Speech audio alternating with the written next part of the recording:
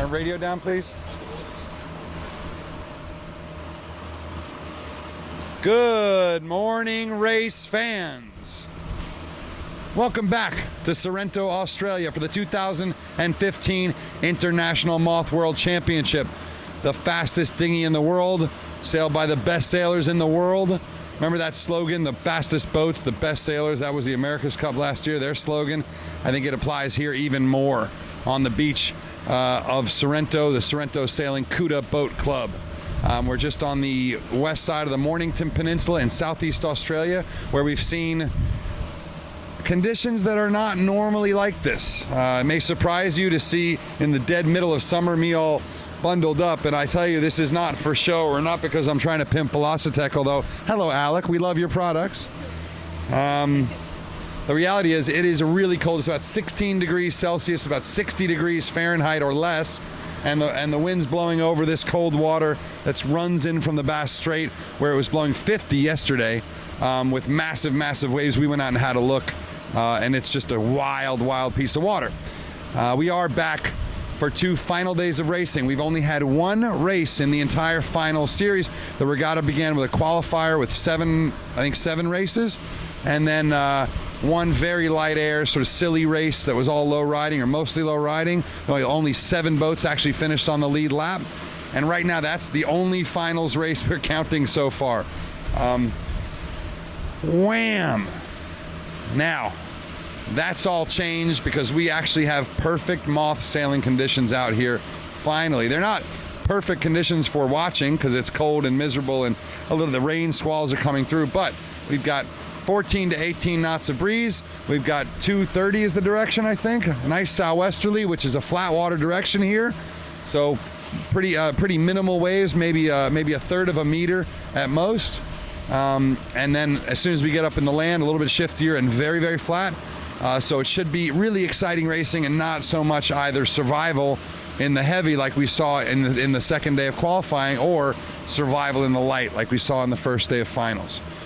So that's laying it out for you. You can certainly go to facebook.com/mothworlds and check out all the results and the official news and stuff.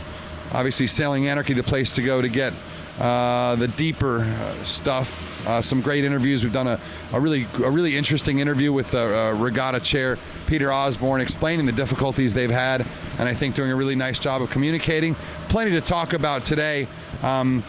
But I think we'll just have a big thank you to Sperry Topsider for supporting all this cool racing. It should be a really fun year, and there's going to be a lot of stuff to see from Sperry Topsider that's reconnecting with their brand and their history as sailing innovators. And of course, huge thanks to Bob Hillier at Line Honors Yacht Racing Outfitters. We're also going to be giving away 11 of these hats over the next 2 days.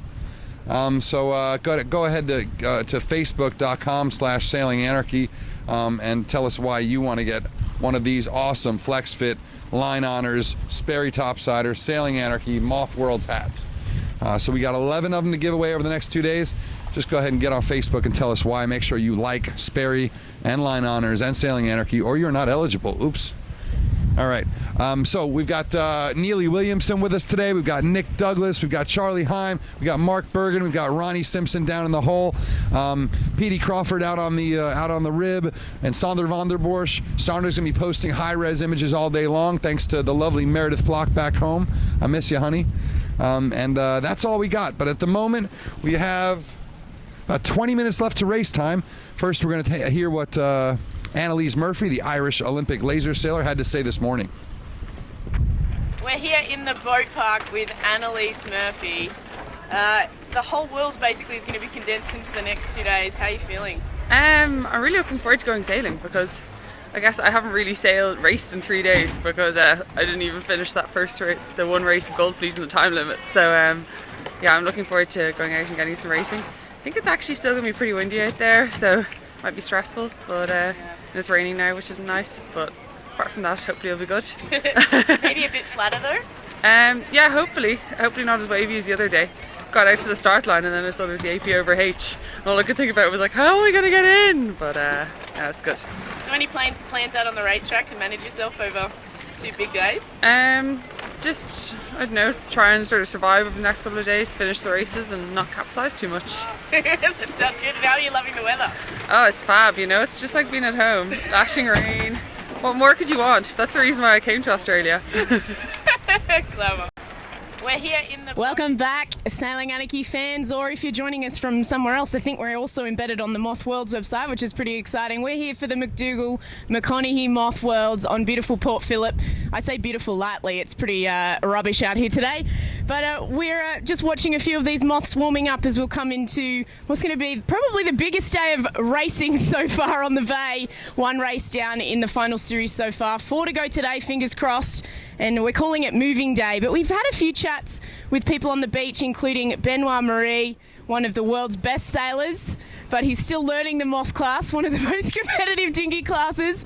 I'm sorry, I just keep watching these boats fly past us. I'm getting a bit distracted, but we might hear what Benoit Marie had to say about beautiful Port Phillip earlier this morning. What do you think about the next couple of days? Seems like the whole regatta is coming down to 2 days. No, I don't know why we're always having the World Championship in England. Look, like last year I was in England, this year is in England. I'm a bit concerned for the rest of the regattas in next years, you know. So you're loving the weather here then? Feels like back home in Brittany, no? Yes. Now in Brittany sometimes we see the sun. Yeah.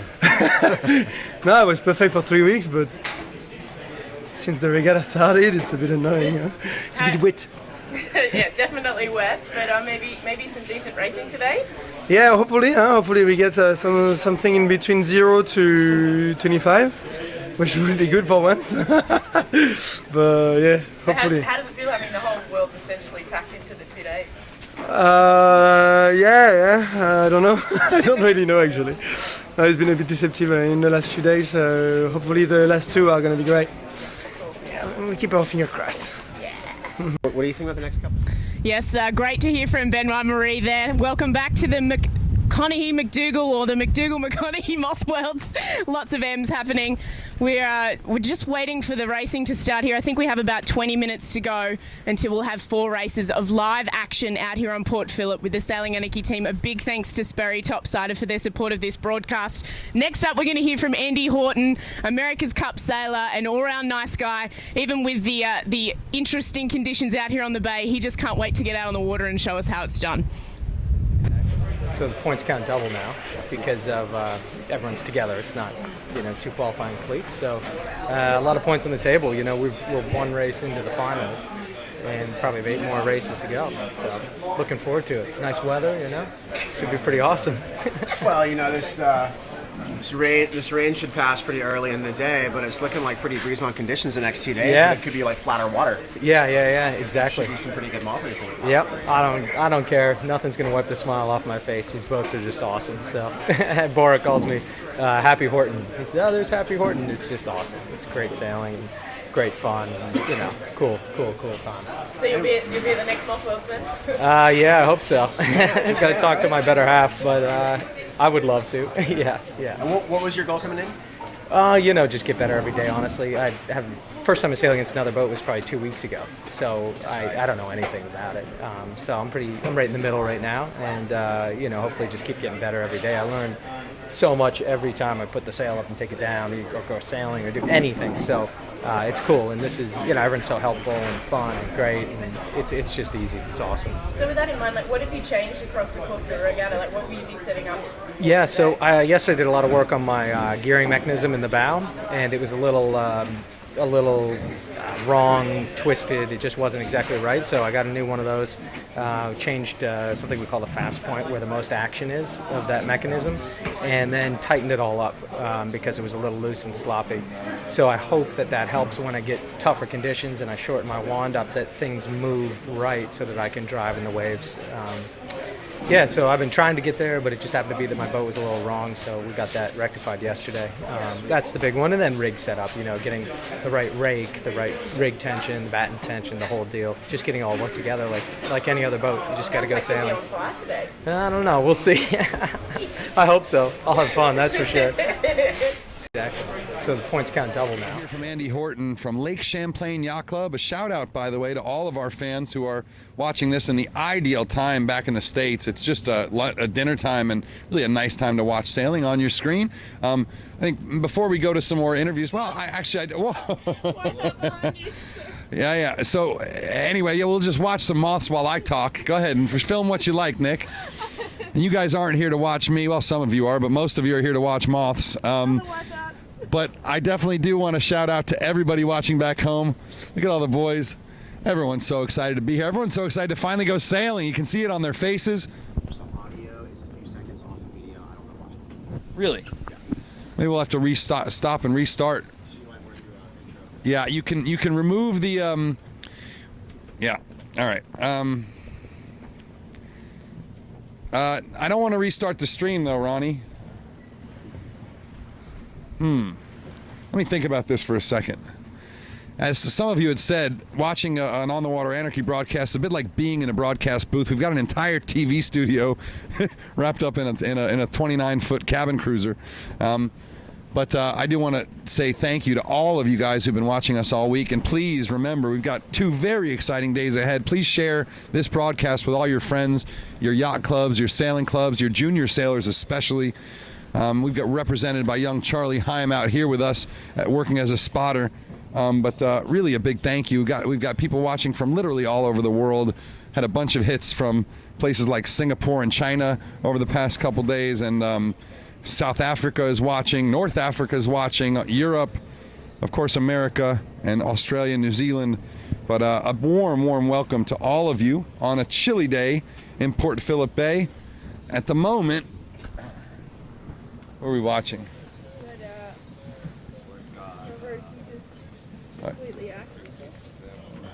We're just having a look at the fleet, kind of hanging around, getting ready. About 13 minutes left to a sequence.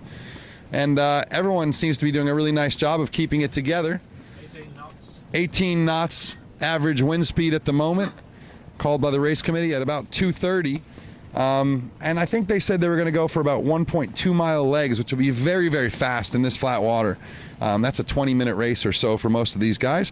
An international Moth from a top guy will sail about 18 knots upwind in this stuff, 16 to 18 knots upwind, tacking through 90 degrees or so.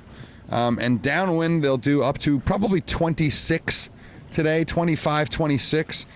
And they're only jibing through about 30 or 40 degrees. We'll get to see all that stuff today. One of the limitations of covering the moths, as folks may have found out yesterday, is that it's very easy to get in their way because they're so fast and they're so quiet, and you just don't have time to move out of the way. A lot of these powerboats can't even go as fast as a Moth can. So we don't sort of want to end up like the CNN crew with a Moth underneath our boat. And so we can't chase these guys all the way up the course. We can chase them a little bit, and we're going to actually, with the weather holding for a bit without rain, we're going to be able to put up the windscreen and should be able to shoot not only to start off the side of the boat, but then be able to shoot off the front as we watch them go upwind for a little bit. So that should be a little bit of a different view for you. But we'll also try and get some top mark action on one of these races. That's always a really nice view, but very hard obviously to see the finish. Watching Chris Rast there from Switzerland, he was loving this stuff the other day when everyone was going in. Chris, the Swiss and American citizen. And a little shout out to the Rast family, and hopefully one of our great friends Danny is watching. Also a big congratulations to another awesome sailor chick, Stephanie Roble of match racing fame, who won the U.S. Rolex Yachtswoman of the Year yesterday, and a congrats to our old friend Terry Hutchinson as well. Looking at the media boat there, Bo Outeridge, who's doing some nice videos for the event. And yeah, there you go.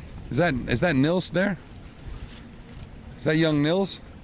I told him to stop wearing the hair in the ponytail because I keep thinking he's a Swedish girl. At the moment though, this is actually not, this isn't current results, is it? No, it's not. That's a score sheet. Well, you can find the results there at mothworlds.com.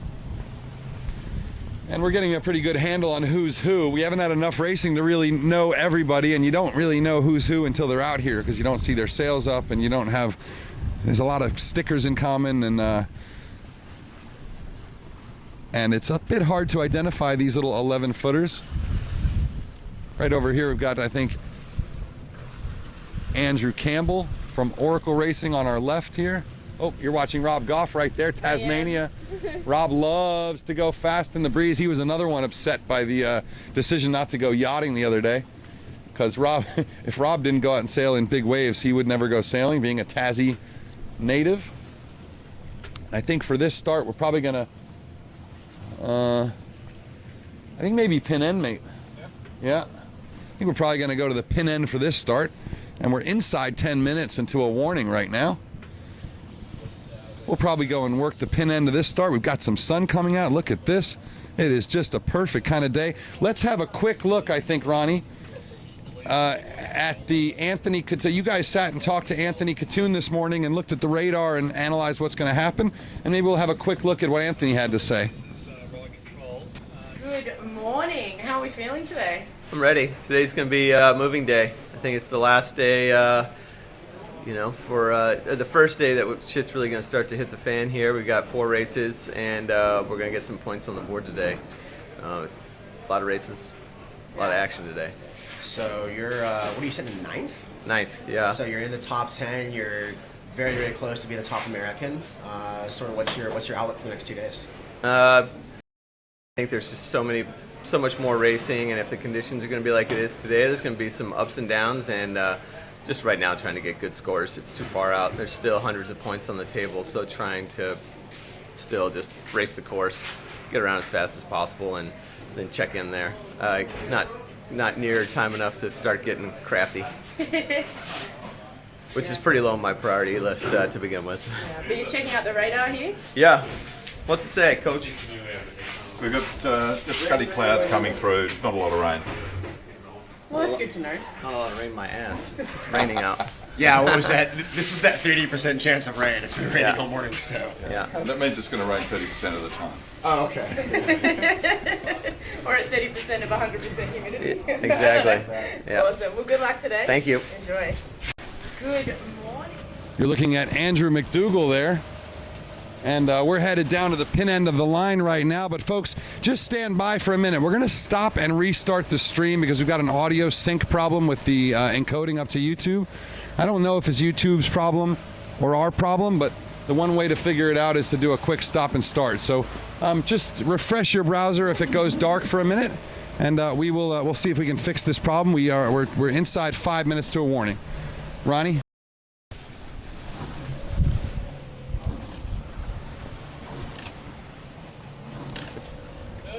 And you did press play and you did sync on the preview, right? Hey, Charlie. I'm going to start doing like this. You might need to resync. I don't know how you do it, but I don't want you to press stop streaming on YouTube.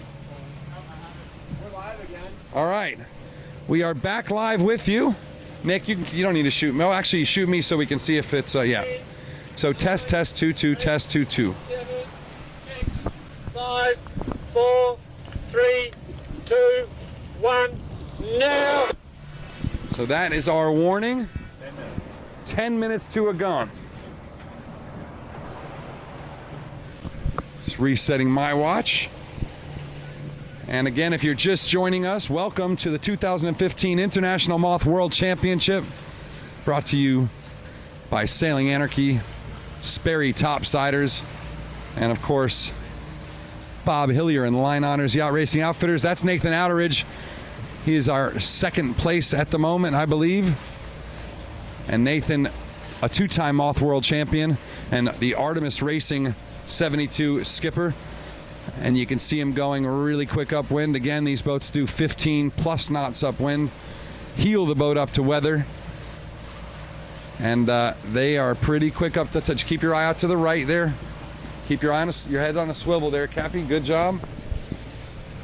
And now we're looking at Freddie Loof, it looks like, from Sweden, the gold medalist. Oh, sorry, that's Martin Gravar. All right, my bad, Martin Gravar. Thanks to Neely Williamson on spotting today, as well as Charlie Heim. That looks like one of the New Zealand boys. Is that Blair Tuke, 3929? Huh? Jeff Woolley from New Zealand, down Auckland Way. And it's a great group out here, though. All right, great. So the audio sync problem is fixed. Looks like the sunshine is at least playing with us enough to make this pretty to watch. Ooh, a little wipeout back there. And here we've got, is that Annalise right here? Annalise Murphy comes by. She has had a bruise on her like I don't think I've ever seen before on her leg. But Annalise doing a great job out here. Keep going until you're outside the line, please. Remember, aggression is good from you. Aggression is important on this race course for these moths, but it's also important for these power boats because you just often don't have time to think or go slow. And, you know, sometimes a little bit of wake, especially in a pre-start, is better than worrying about, you know, waking these guys, as long as we can get the hell out of the way. So here comes Nils. There he is. Let's see if he followed my advice and put that ponytail away. Nils is Swedish, and I think spends quite a bit of time down here. Another excellent young sailor. Got a bunch of juniors in this fleet, and you know they're really the race for the juniors and the race for the girls isn't really coming into focus yet because we've only had one finals race in very light air. So, you know, it's really challenging to know who's who and where's where and who's going to do well, because we're just not prepared yet for what's going on. You know, there's been a little bit of chatter about this. Let us know we get the countdown to the 5. A lot of 640 copy. A lot of chatter about the CNN mainsail crew running over Borgulari and destroying his gantry, and you know, it looks like the club has done the right thing and made sure that Bora's boat is back together and he doesn't have to come out of pocket. And these boats can be quite expensive to repair, but just an unfortunate incident and a real. You know, I was at the U.S. Moth Brigade's house last night, and so a lot of these Mothies have been talking for a long time about not allowing power boats. Oh, thanks. About just not allowing power boats on a Moth World's course, and I think obviously you need to allow them to some extent. You need to have the rescue boats ready to pick up sailors and such, but. Yeah, it's a tough one. You know, we covered them in Oregon and found out that in the right conditions in cold water, a power boat's wake, just the bubbles, can actually capsize one of these boats. You lose all lift on the foils and then go over, and it can be a wake from 5 minutes ago. It's crazy. So unlike really any other boat in the world, these boats require a very different attitude and format, and hopefully by the next year in Japan, or maybe 2 years from now, it'll be possible to have an anchored boat at the start, an anchored boat at the top mark, and be able to switch back and forth live for you so that we don't need to run around. And obviously we can't run around in this boat, and really no one can run around. The boats that are running up and down the top of the course are often the ones that are creating a lot of problems for these guys. Hang on, we're into a 5. 6, 5, 4, 3, 2, 1, now! Got it. Well, there you have it. We are 4:59 to a start, and we're going to need to be quite a bit further away from this. Yeah. Okay, you're going to want to be another probably 50 feet down away from the line. So yeah, it's a Moth start is an interesting thing, and I think the guy who's gotten it most right this week is Josh McKnight. He's had start after start that's been golden. I think his favorite was during that light air race, the one that Tom Slingsby didn't even make it out for, and Nathan Outeridge was 4 minutes late. Joshy got to the beach, got on starboard tack, and sailed to the line and made it 5 seconds before the start. So, but he also had 2 times this regatta where he's port tacked the fleet. You just don't see that one very often. And yeah, Joshy's got it right, but port tacking a Moth World's fleet, not the easiest thing in the world. We asked him what it was like, and he said, well,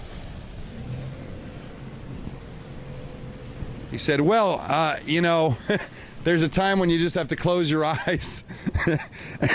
And the Moths, with a closing speed of about 40 knots coming at each other on the start line, yeah, sometimes you just close your eyes and turn that down a little bit, please. just close your eyes and hope for the best because they cover so much ground. But you also have the ability to weave your way through a really small area if you're good, because the boats are so quick and because they have so much. They have such fine foils, such fine control in flat water, flat air like this, and pretty consistent breeze. They can do almost anything. And I think we've got what's the current doing, Cappy? Pushing us toward? She should be getting out. So going out is moving us into the line, correct? Okay, so we can be bow left and just kind of holding station there and consistently pushing out. Of course, the CNN crew, which will be producing a video for 3 months from now, is always happy to get right in front of us. I think they're not too happy about some of the commentary we've made about, but Shirley loves to be on camera, so there you go. We don't mind being a little far out here, guys, because the last thing we want to do is mess with one of the Moths or have an impact on a World Championship battle. And hopefully Shirley Robertson and her team does not get into the mix again. So we are right now 2:20 to a start, and we're watching 39:29. That is once again, who is that? Is that Jeff? Jeff Woolley? Yeah, I'm gonna just. All right, that's Jeff Woolley. And hang on a second, we'll be right back. Keep shooting. 1 minute to landing in the U.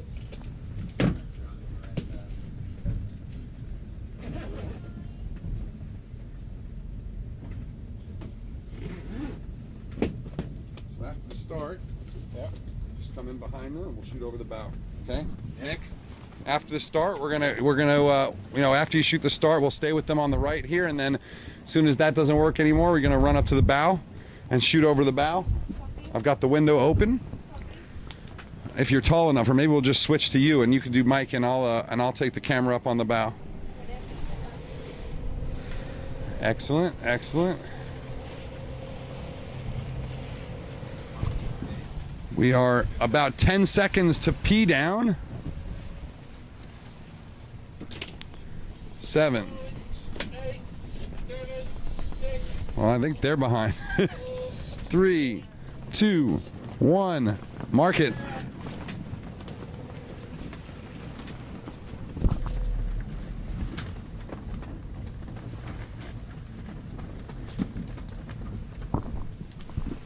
Let's see who we have down here. What do you think, Neely? Red stripe on his left. Red stripe might be Chris Steele. There's a couple of those with the red, but that might be Chris Steele. Yep, that's Chris Steele.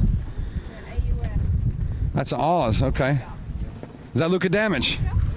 All right, Luca Damage with the kitchen maker.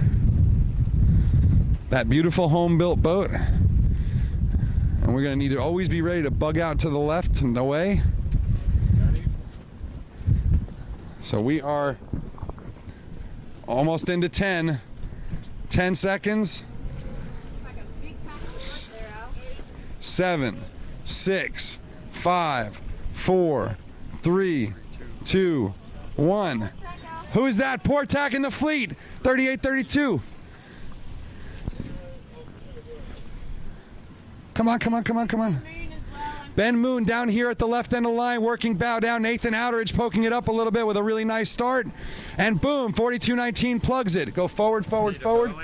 So that was Peter Burling, port tacking the entire fleet, or is this Peter here?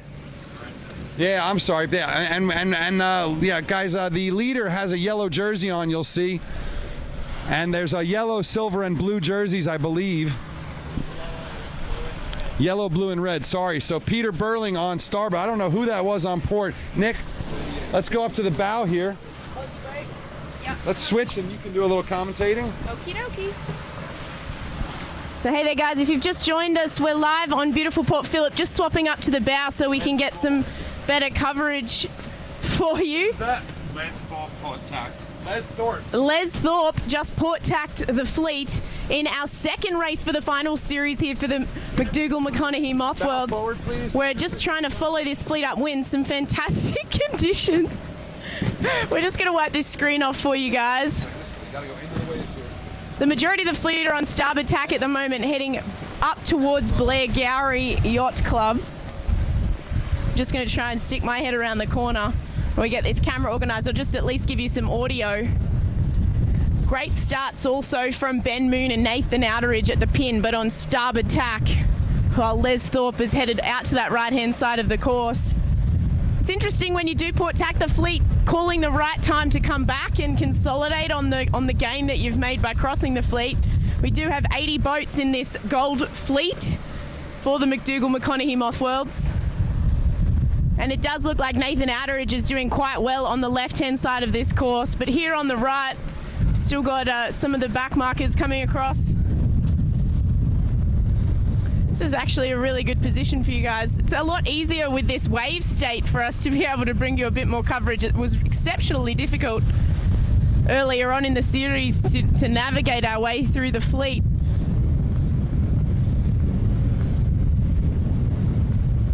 Nathan Outeridge and Ben Moon looking really nice in the centre of the course, coming back across on port tack. Just trying to pick out whom else is doing well. I would say that they're going to be the leading bunch around the top mark. They're already halfway up this windward beat, as you guys would call it. I'd call it a work. It's interesting trying to translate the US to Australian language.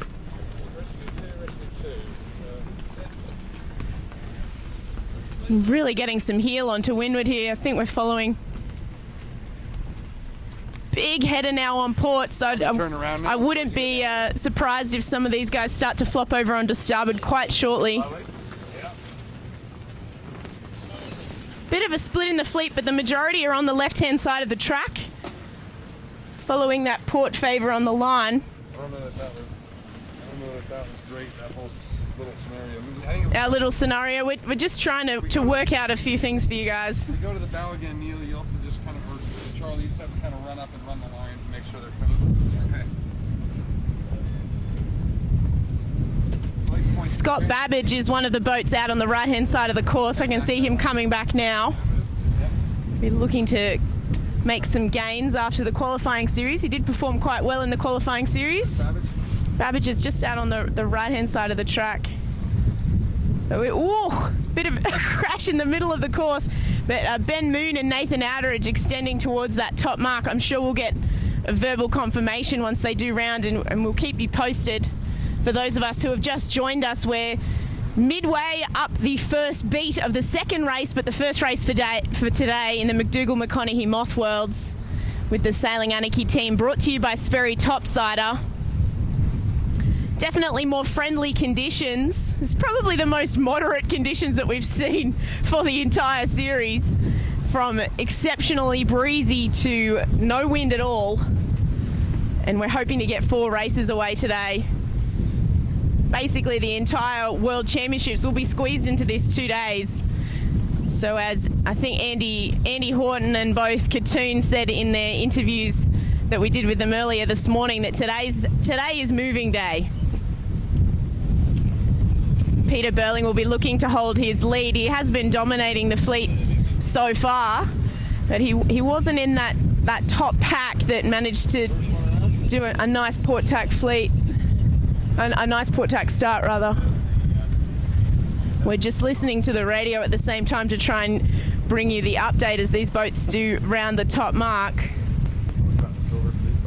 Oh, okay. We're also getting a bit of verbal confirmation about the silver fleet. We will be sticking with the gold fleet today, guys. While there are the 2 fleets, we know that you sort of want to see the action from the gold fleet. So not to say that we're not interested in all levels of sailing. It's quite hard to get a visual. Boats coming back from the right, but the majority of the fleet are on port tack coming in from this left-hand side of the course. This southwesterly breeze, while it does make the course flatter and more friendly for the moth sailing, it's also quite shifty, as we do have the breeze coming over the peninsula here. So up, especially around that top mark area, they'll be finding a few rogue puffs landing on the water and fanning out in front of them. So there's big gains to be made in the top third of this beat. Looks like the first boat is around now. going on that top reach, about to round the second top mark, and here they come round that top mark. We're just listening for a verbal. It looks like Nathan Outeridge, but we're a long way away, so don't quote me on that. Nathan Outeridge. It was Nathan Outeridge around the top mark. Eyes of a hawk. So Nathan Outeridge was one of the boats to get a beautiful port tack start along with Ben Moon, and I believe Les Thorpe was the boat that port tacked the fleet. We'll keep this coming. Les Thorpe, actually one of the builders of a Moth. Yeah, let's go. Let's switch it up. Nick's better on the camera anyways. Les Thorpe used to build the Hungry Tiger, if I remember right, and one of the first guys to build the foiler. And it's good. I tell you what, Nathan's going to be down here in a hurry. The question's going to be Pete Burling, who was maybe four lanes to leeward and maybe 5 seconds behind Nathan at the start. Pete's shown most of his gains this week have come downwind, and he has won I think 5 or 6 races out of the 8 that we've had. His drops are now a 7 and a 3 and a 2, I think, and 7-3, whatever it is, but he's phenomenal, and he's really got the boat going. He always had downwind speed, even when he had just got into the class when we saw him in Hawaii, but Burling really has turned it on here with his New Zealand boat. Yeah, I think when you're talking about moving day, a lot of these sailors are looking to make the gains. Pete Burling doesn't need to take those risks. So maybe he didn't have to push for that gun port tack start, because he just has to stay in touch, and he's going to keep going, and he's going to keep consolidating on this lead that he has. That is Nathan leading, and Burling probably in second. I agree with that. And Ben, there's a boat with red wings. It could be Slingsby or Ben Moon, but I don't think Ben Moon has those red wings, but while he did have a good start. Nathan just jived. Try and zoom in a little, guys. I know I don't want to make you seasick, but I do want you to see the action, so do let me know if it's not working for you. Folks, real quick, especially to our British fans, we just found out that Hugo Boss, the Open 60 in the Barcelona World Race with a big lead, has dismasted. So that brand new, or not brand new, but last generation VPLP Verdier design has lost its rig again, and what a shame for those guys. But not a lot of Moths have dismasted this week. You're looking at the guy who is leading, and we are. Where's the other one of these? You ready? I got to pull this one out for you. Okay, great. You're gonna have to keep. Yeah, you know where you got to be, right, Mark? Yeah. Okay. If you need to go astern to hold in place, just let us know so Nick can stand up and not get sprayed. Yeah. Okay. So you're in the line now. You're right on the upwind beat right now. Just FYI. Just getting in position for you guys. Just sorry for bouncing. Okay. So here comes Nathan Outeridge, and the double world champ and multiple world champ in other classes, the Olympic gold medalist and Sydney Lake Macquarie local. Nathan comes up here. And let's watch his technique as he comes on the breeze. There we go. You're in a good spot here, Mark. Really nice shot. Hold here. Okay, and that'll be Burling just behind. Let's stay with Nathan for a minute, though. You saw him harden up. You can see you could probably do a circle after Burling, Mark, to stay up in here. And there goes Outeridge, and he has a nice lead. That is 10th, 11th, 12th, 13, 14, 15-second lead over Pete Burling as Pete, your regatta leader, comes around the mark in second place. So not the legs that he had in the breeze over Nathan, but still, yep, we're going to make a quick circle. Nathan just had a horrible tack. Pete's going to pass Nathan. Hang on, folks. We're going to show you in a second. Nathan had a bad tack. He did not have a foiling tack. He just got it going, and he was on starboard, so Pete had to cross behind him. Charlie, please check the cables. I want you to, that's going to be primary all the time. Check the cables. Thanks, guys. That's Josh McKnight in third place, it looks like. And that is Chris Rashley just behind Josh McKnight. So there are your top 4. Fifth, just to weather.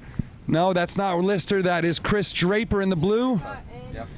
And that is Ben Moon's got a U.S. number, I thought. Oh, he does. All right, so Ben Moon just behind, and then here's looks like Chris or Simon Hiscox. Yeah. And there's Lister. And Anthony Katoon. And there you go. There's Rob Goff. We're still looking to see the who's that? Blair Tuke is behind Rob Goff. No quicker than this in the stern. No quicker than this. And back here, who we got on the screen here? No, I haven't seen Babbage. We haven't seen Gulari. We haven't seen quite a few of the top guys. I haven't seen Slingers. Let's come back to the mark rounding here. Yeah, there was quite a big pack. Stick with the mark rounding. Quite a big pack at the boat, and it was the wrong end to be. You know, I was looking up at the line, and there was a massive condensing of the pack at the boat, which left it open. Is this the world champion? Is this the Bora right here? 4239. I think that's Bora. Film this one here, please, Nick. There's a boat kind of wallowing around to the left. Copy. I believe that's Bora Gulari, the world champion. He had that damage to his boat. He said it looked okay. Big wave, big wave, big wave. Spray coming. Okay, big spray. Yeah. Can you get that towel, please, and give it to Nick? Okay, we're going to do a little bit of a wipe here. But yeah, so there's the story right there. Bora Gulari having boat issues. We don't know if it's related to his problem. I'm going to just give you a little bit of camera wipe. I'm going to do the lens. Welcome to our broadcast studio. As we bring you the Moth World Championship live from Port Phillip Bay. And this is called the screen wipe action. Spin the boat, please, and bow forward. We'll shoot off the other side of the boat.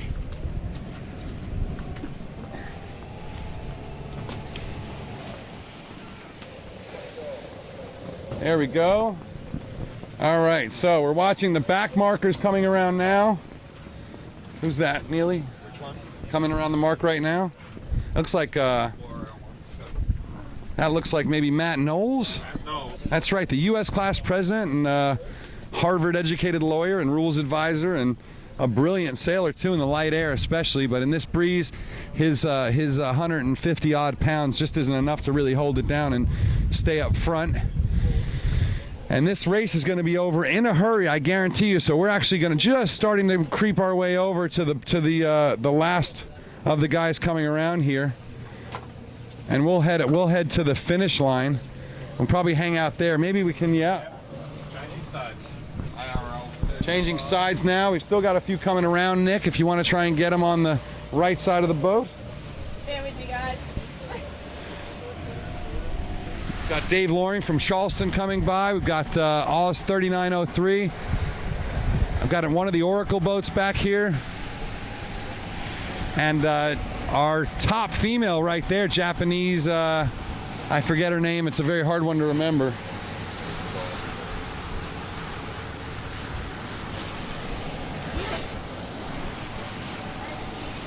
God bless you, Captain. And 4128 all the way back here. That looks like that's actually maybe Dave Loring. Loring from Charleston is it was the last one in the Gold Fleet.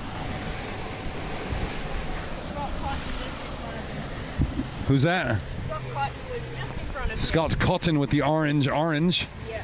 And all the way back here we've got, I think, Benoit Marie, right? Or is he? Loving the English weather. Yeah. And back here, that is looking like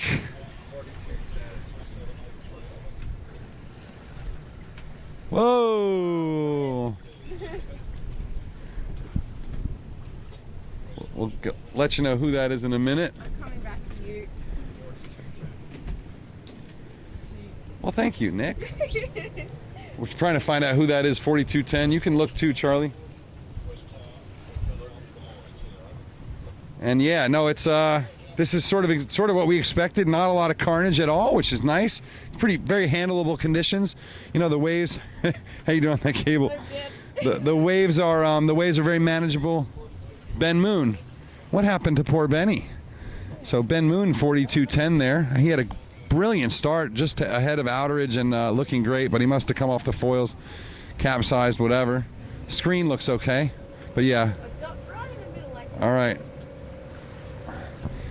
Charlie, I think I'm going to give you the lens wipe, so when we say wipe, you pull one out and get it ready. Okay? Thank you. Takes a little bit of work to do this job out here, and it's pretty fun to have the whole crew together and working like a well-oiled machine that we are. This is, of course, the 2015 Moth World Championship.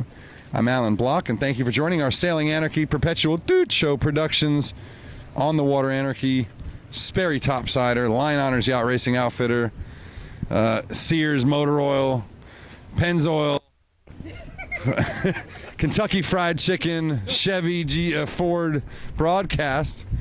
And this is a little bit like NASCAR. It's like nothing that the world really has ever seen in sailing. These Moths, 160 of them on 2 courses, sailing around at highway speeds. Well, at least in Australia where they like their slow highways. But yeah, so again, this is we've got 15 America's Cup sailors, 12 Olympic medalists. I think it's 6 gold medalists or 7 gold medalists, and offshore trimaran specialists like Loic Perron, who's in the Silver Fleet. When do you expect to hear that one? Freddie Loof in the Silver Fleet. Yeah, so you see where we're stationed right now is just at the finish line, and again, you can't chase a moth in a powerboat unless you've got some kind of a very high-speed, lightweight catamaran, which it does not lend itself to having a little mobile TV studio in. And this whole thing gets streamed right over the 4G network. We've got some special boosters and things to try and make it quicker and to try and make sure that we've always got a good stream. You got Nath. So you're looking for a long way off, but you're looking at Nathan Outeridge in the lead. You don't go too much. Yeah.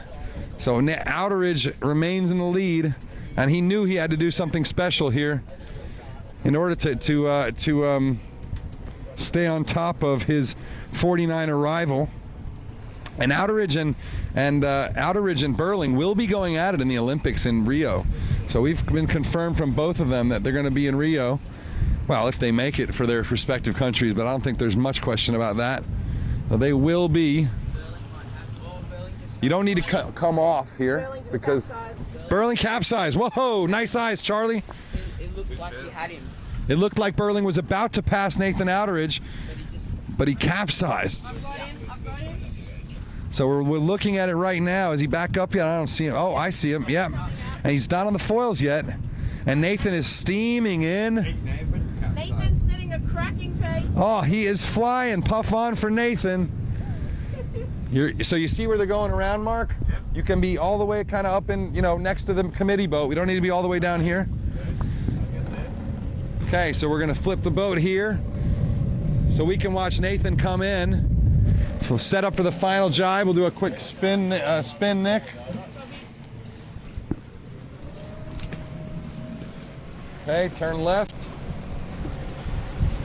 Watch the spray on the turn, Nick. Watch the spray on the turn. You can step back in the boat to watch the spray. Here comes Nathan. Nathan Outeridge comes across the line. Race 9 is in the bag, and Nathan Outeridge from Australia, the current world champion, takes it going away. 20 minutes for that race on the nose. Nathan Outeridge, 20 minutes around a 1.2 mile course. That is pretty quick. I don't know, who can do maths in here? What's that mean for an average? Say it again. 20 minutes around a 1.2 mile course. Here comes Pete Burling. He got it back on the foils. He was just about to pass Nathan Outeridge. Burling gets it back together, and 6 seconds after Nathan Outeridge, Burling crosses the line. He will still be in the lead by quite a bit. That is definitely a keeper, and the math gets a little weird though because this class has a lot of throwouts, and we will. Joshy McKnight in third, so right on form. This is the top 3 that most people have picked for this regatta, and Joshy McKnight is a blindingly fast sailor, just 24 years old, I think, 23 even. And Joshy comes in about a minute after the leader. Training in is it Wangi? Wangi. Training with a bunch of the Mothies up there in Lake Macquarie. And here comes Chris Draper. All right, so the two Chris's, Draper and Rashley. Draper, obviously, Luna Rossa skipper, Luna Rossa 45. And here he comes. So this is right on. And here's Dave Lister. Go left for. So there goes Draper across the line. Look at Lister. Lister just whipped by Chris Rashley like he was standing still. Lister in a home-built boat, home-built foils, and unbelievably fast. And look at how he just walked away from Rashley. Rashley with that Exo-set design from England, just not known as a high top-end design. 4188, who's that? Quick, guys. Glenn Ashby coming across in 6th place. And we're going to spin back and try and get you back up into the line. Rob Goff is coming around in 7th, and he is number 7.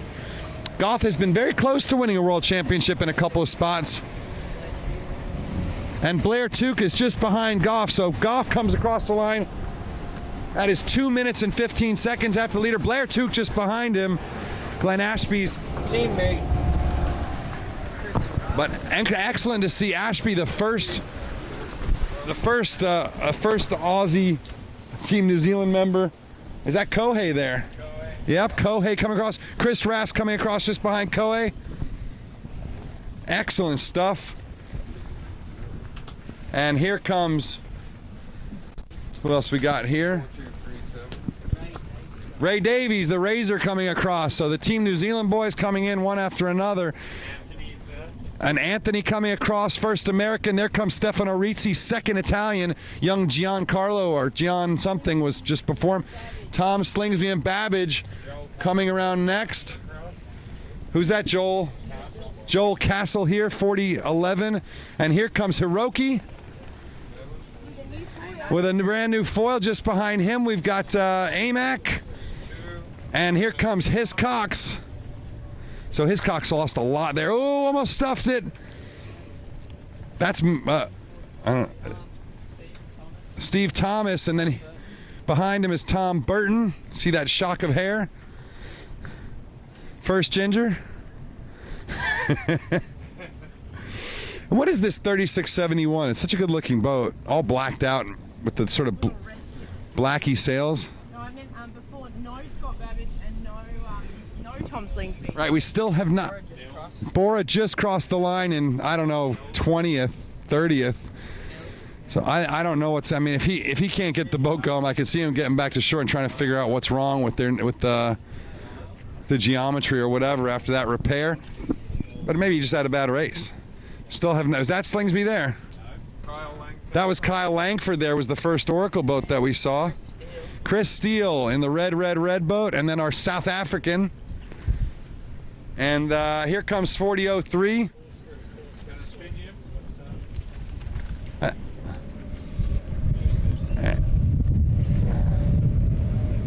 We're just going to spin here for a second. You see how much quicker these are when there's flat water, where you can just keep sailing. Not a lot of capsizes today.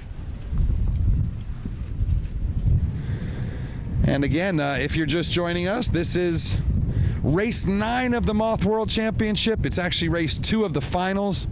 It's not urgent. Okay. And we've just seen Nathan Outteridge walk away from Pete Burling, though it was really close there for a bit, and Burling capsized. Although had he not capsized, it looked like he would have gone right by Nathan and taken the win. So I think Nathan's really got to be thinking that he's got something to do going downwind here. 3,900. Rowan. That's Rowan Veal. Excellent. I thought it was Amac's boat. Rowan Veal, the 2-time world champion, the Lord of the Wings, the one who invented the Veal heel that gets these things upwind.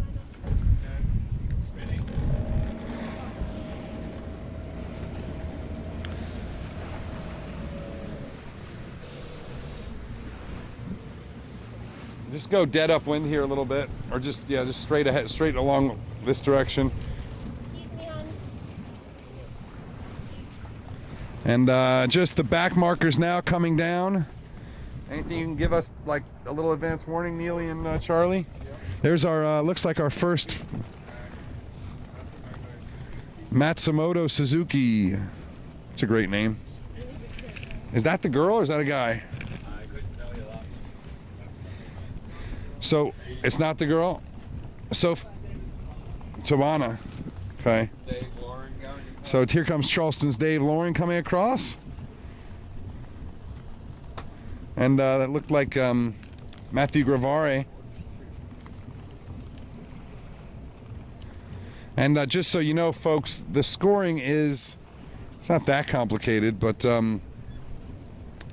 if there are only anywhere from 0 to 4 finals races, and this is number 2, then there's actually no more drops. They'll keep the 2 drops that they had, although they'll move. The drops don't lock in. The drops will move for the 2 worst drops.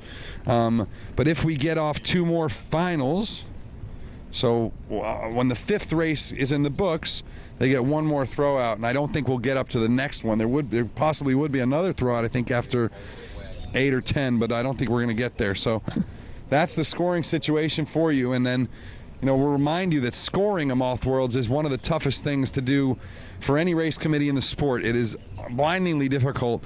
The Sorrento Sailing Couta Boat Club made an attempt to get an electronic solution where they put a little tracker on all the boats, and it just wasn't quite ready for prime time. I don't know which tracker that was, but the reality is that these trackers, while it's great to have them, they can be unreliable when you need them most. And if you're not backing everything up on paper, then it can be a problem.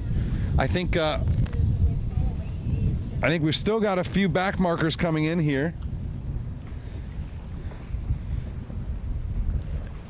And we'll just watch them come across the line. The sooner you guys can tell us who they are, the better.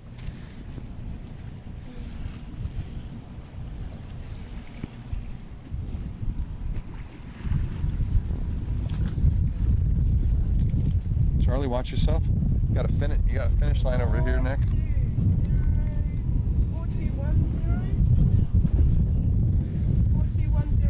4210 here on the left. Just keep your eyes out for the camera. Very cool boat. Is that Slingers? It might be. I think that might be.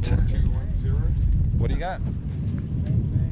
Ben Moon again. No, that cannot be Ben Moon. No, yeah, it can. That's not an Oracle boat. That's a Ronstand boat. Okay. That is Moon Doggy. So that great start turned into a nightmare for him. Scott Cotton was just behind him. You need to listen. I know you need to be doing the 3 things at once, but we got to do them at a time. Who's this one coming in now? You're going to come other side here, Nick? So, folks, the reason that we can't, the reason we have to keep spinning is because we can't go stern. There we go, 39.29. Whoa! I think that was, who was it? Jack Woolley. And then this was Fang. I think is his name. Yeah, that's a great name, Fang. But he came and gave us a little buzz by. So he's of Objective Australia. That's right. He was at the Youth America's Cup 45 Objective Australia. And, you need to get upwind here. Is that it? Got one more on the course, it looks like. Or are they just testing upwind? I think they're just going upwind right now. Copy. Heads up, you got this guy. Yep. All right. Is that Slingers right here? Ooh. Number 7. Yeah, that's Tom. So Tom, we don't know where he came in there, but we don't think it was very good. We'll see if we can get you some of the stuff from Facebook or from one of our spotters.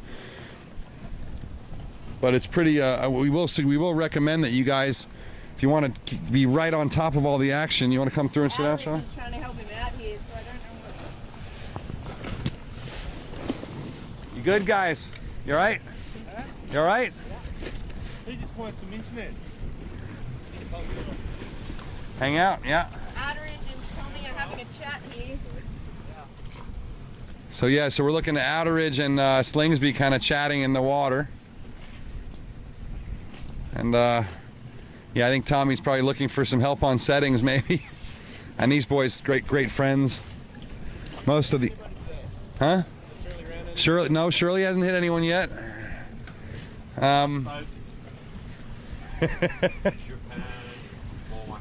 Last boat is Japan 4137, and that. Let me see. Wakato Tabata. That was the top woman. That was the top girl on the course. And all those great videos and pictures you're seeing out there are coming from these guys, Sonder and Petey. And there's Paul Ross, our excellent boat driver. And it looks a little bit tired from last night, Paul. You all right there, buddy? Paul and the club captain and the off-the-beach captain took us out yesterday, showed us around town a little bit, and took us this wonderful, the Baths. Great restaurant right on the beach down Sorrento way. AP is up. AP is up. Not sure why. Anyone? No idea. What's the direction? Maybe a shift. Petey, you good? I think we might go to the top mark for the next race. Should we stay too then? Okay, we'll stay. I think I'd like to try and be at the boat end for the start and well up into the course so we don't have to worry about the guys yelling at us. And then we work our way down as the start goes off. Feel good? Great. All right, so guys, we're gonna work the boat end of the course this time, and I think while the race committee goes into AP, I think we'll bring you maybe a little chat from this morning. What do you got, Ronnie? We already did the ones from this morning, but we have the All right, let's hear from Hiroki Goto after he broke his foil 2 days ago, and have a little carnage talk, and then we'll come right back to you when we get into position. Thanks, Ronnie.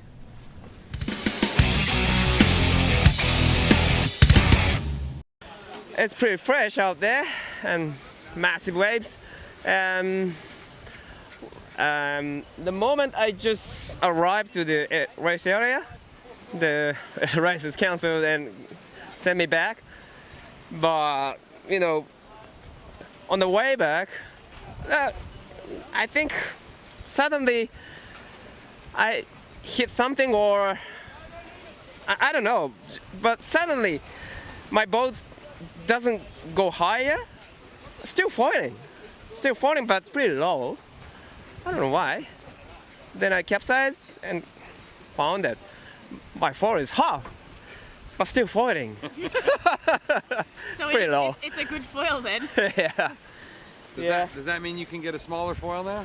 Yeah, one of the smallest ones. Yeah. Hiroki, do you think maybe it was a little karma about the samurai? Yeah. The cars. I killed too many people yesterday. Shit. You're gonna be able to get on the water tomorrow or the next day. Yeah, just sand it and shape it. Hiroki Goto. Oh my dear. I'm sorry. Yeah.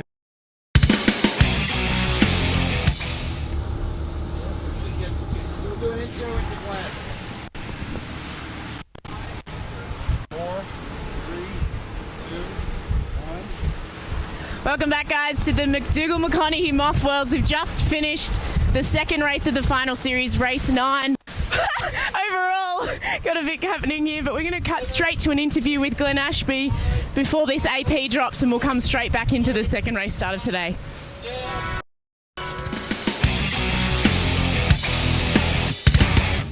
Talking to you. Talk to me. Oh yeah, sweet. You were going pretty good out there, Glenn. What happened? Look, it was a pretty crazy old day, but going nicely, and just broke the wand. So I take my hats off to the guys that used to sail around with no foils on, because trying to get back in low riding was that was a challenge. I'd never done that before, and certainly doing quite a bit of submarining, trying to get back in to get it changed to get back out there again and do the race. That's a bit of a catastrophic failure. Can you explain what happened and what was the immediate implication?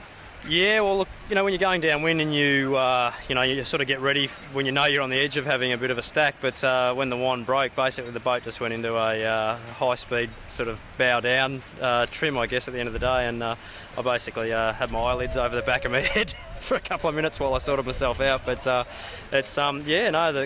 only need one little thing on these boats. They're so technical to to go wrong, and it can put you out of the race. So everyone's boat preparation has certainly been key to this event, and a little breakage like that, you need to make sure that you've got your spares ready to go as soon as you get back to the beach so you can get back out there. Did the Ashby Sails Emirates Team New Zealand safety boat get you back quickly, or did they leave you out there like Blair? Yeah, no, look, they came and helped out. It took them a little while to work out what was actually going on, but once they realised the wand was breaking, we just put the boat in the my boat in the chase boat and sort of got it back and came in and had another wand in fairly quickly, so was ready to get back out there, but obviously the conditions were getting a little marginal, getting a little sporty indeed, and no, but look, it was I'm sure the good guys would have made a meal of the conditions out there and made us all look pretty average, but at the end of the day, the call's been made, and that's just fine. This is your neck of the woods. Is it normally like this? You get days that are windy and choppy, and you get beautiful sunny clear days as well, so this last few days has certainly been probably a little bit out of the ordinary, but you go to plenty of regattas where you don't get the exact conditions that you're expecting, and I think everyone saw leading up to this event how good the conditions can be here, and that's the normal conditions. So today and yesterday and tomorrow are probably going to be slightly out of the ordinary, but it makes for some great sailboarding over on the west coast, so I'll be doing that tomorrow. Beauty.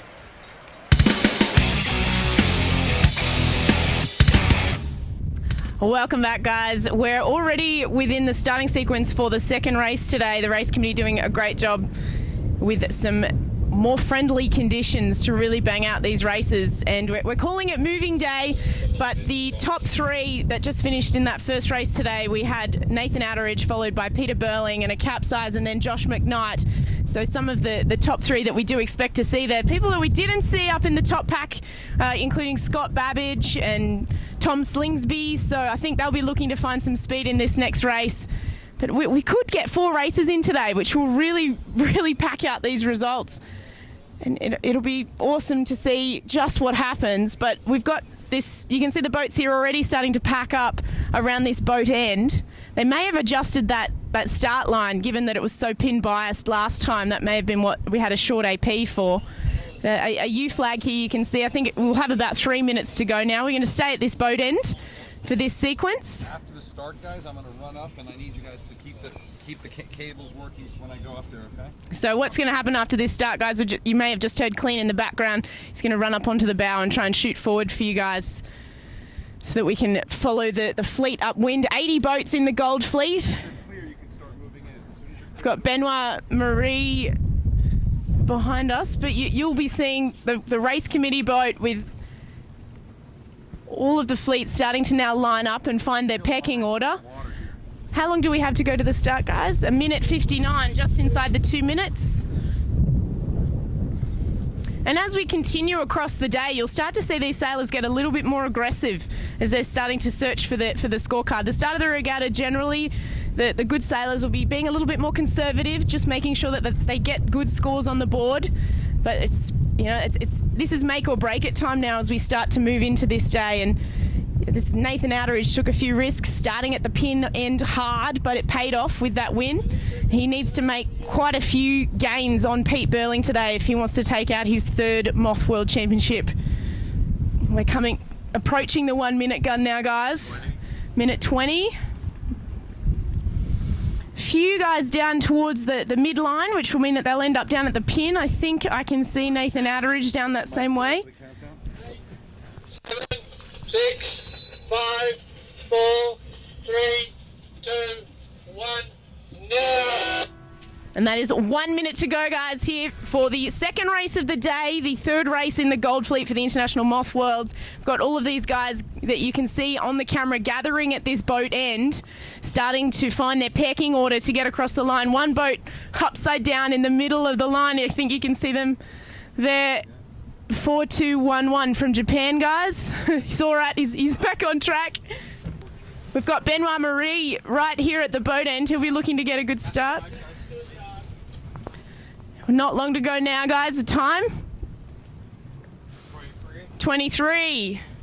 We'll make sure you get this countdown. It's still looking a little bit pin favoured to me.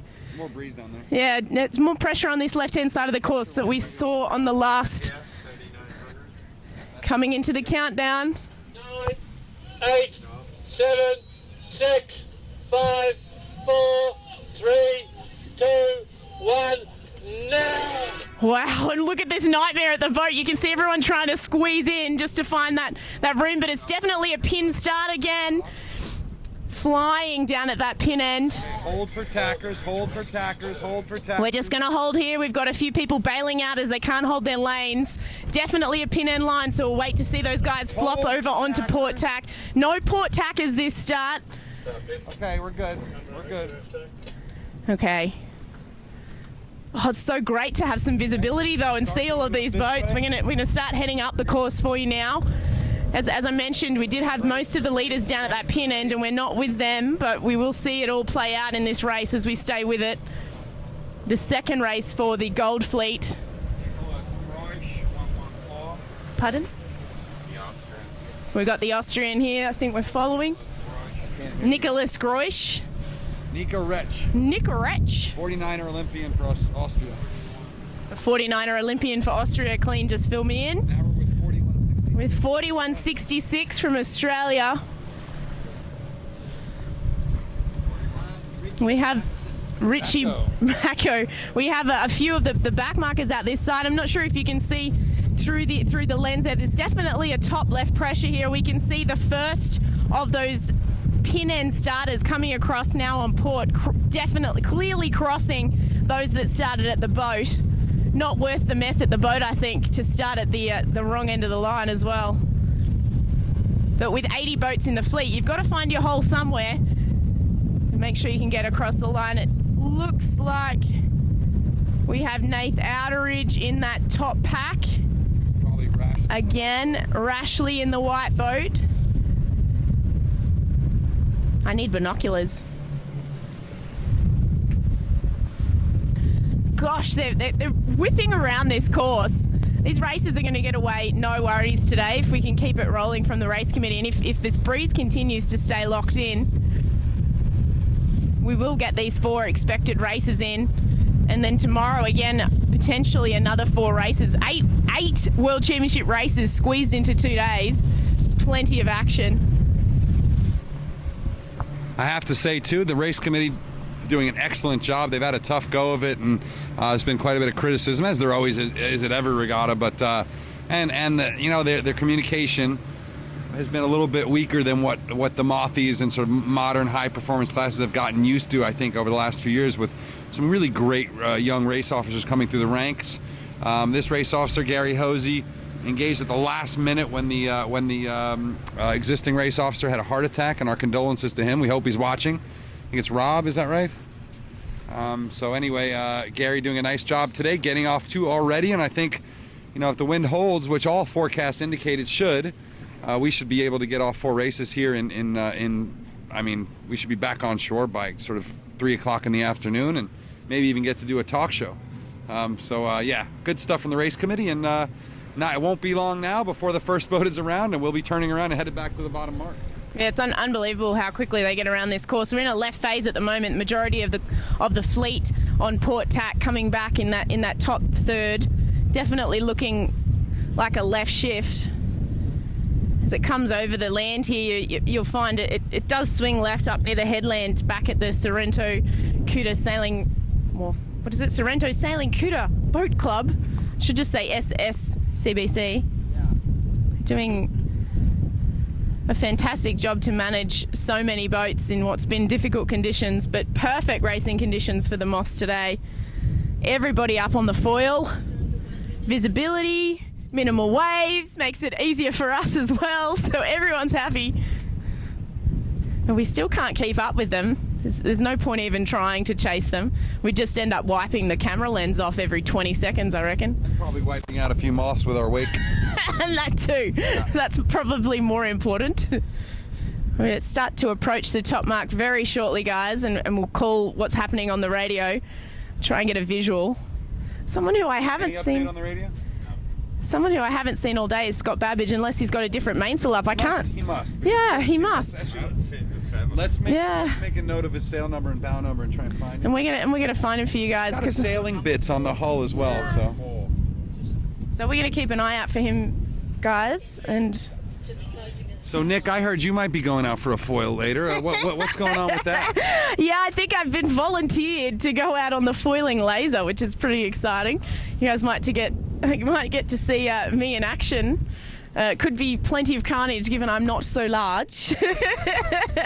Might have to wear this jacket too, keep myself nice and warm. It is a bit chilly down here. I think we're looking at about 15 degrees, 16 degrees. Beautiful Australian weather for you guys. That's a lovely Sperry topsider jacket. Yeah, awesome. That's the I've been wearing my cap backwards so that I can see through the lens. Hold my hair back. Oh, yesterday, given the 50 knots, I started wearing my cap backwards because I just kept losing it. I put it in the dishwasher last night. Worked treat. Thanks, Petey, for the suggestion. Petey and Sander out shooting some fantastic imagery for you guys. Dishwasher? My hat. Do it without destroying the hat? Yeah, exactly. Just stick it in the dishwasher. All good. But we've got the top guys now just heading around that top mark. I've got a red luff on the leader. So don't think it's an Oracle boat, but we've got a red luff on that mainsail. We'll try and get a confirmation via the radio for you. Heading downwind now. Looks like Nath is in second, I'm guessing. See how good my vision is. 4133 11.52.30. You may have heard that, guys, and we're just getting a confirmation on the leader now. Mark, I really liked where you were at the last mark. 4133. Slingsby's bringing it back. We saw him in the water just before the start of this last race having a chat with his good mate Nath Atteridge, and he's come back with cracking pace to lead around the top mark in race 2 today. Race 3 of the final series, race 10 of the series complete.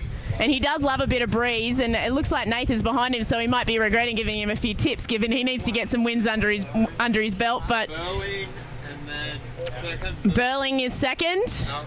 Outridge third. There we go.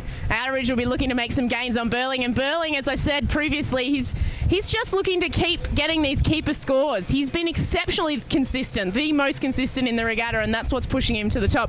I mean, that said, consistently getting first places in that second day of qualifying didn't hurt him either. Slingsby's now just jibed over onto Port Jibe, out on that left-hand side of the track. They're loving that left-hand side, both upwind and downwind, which shows there must be a little bit of increased pressure on that side. Potentially because there's a lower patch in the land there. You can see in between there's a bit of a saddle, so we'll get that southwester popping over the hill there with a bit more pressure. Wow.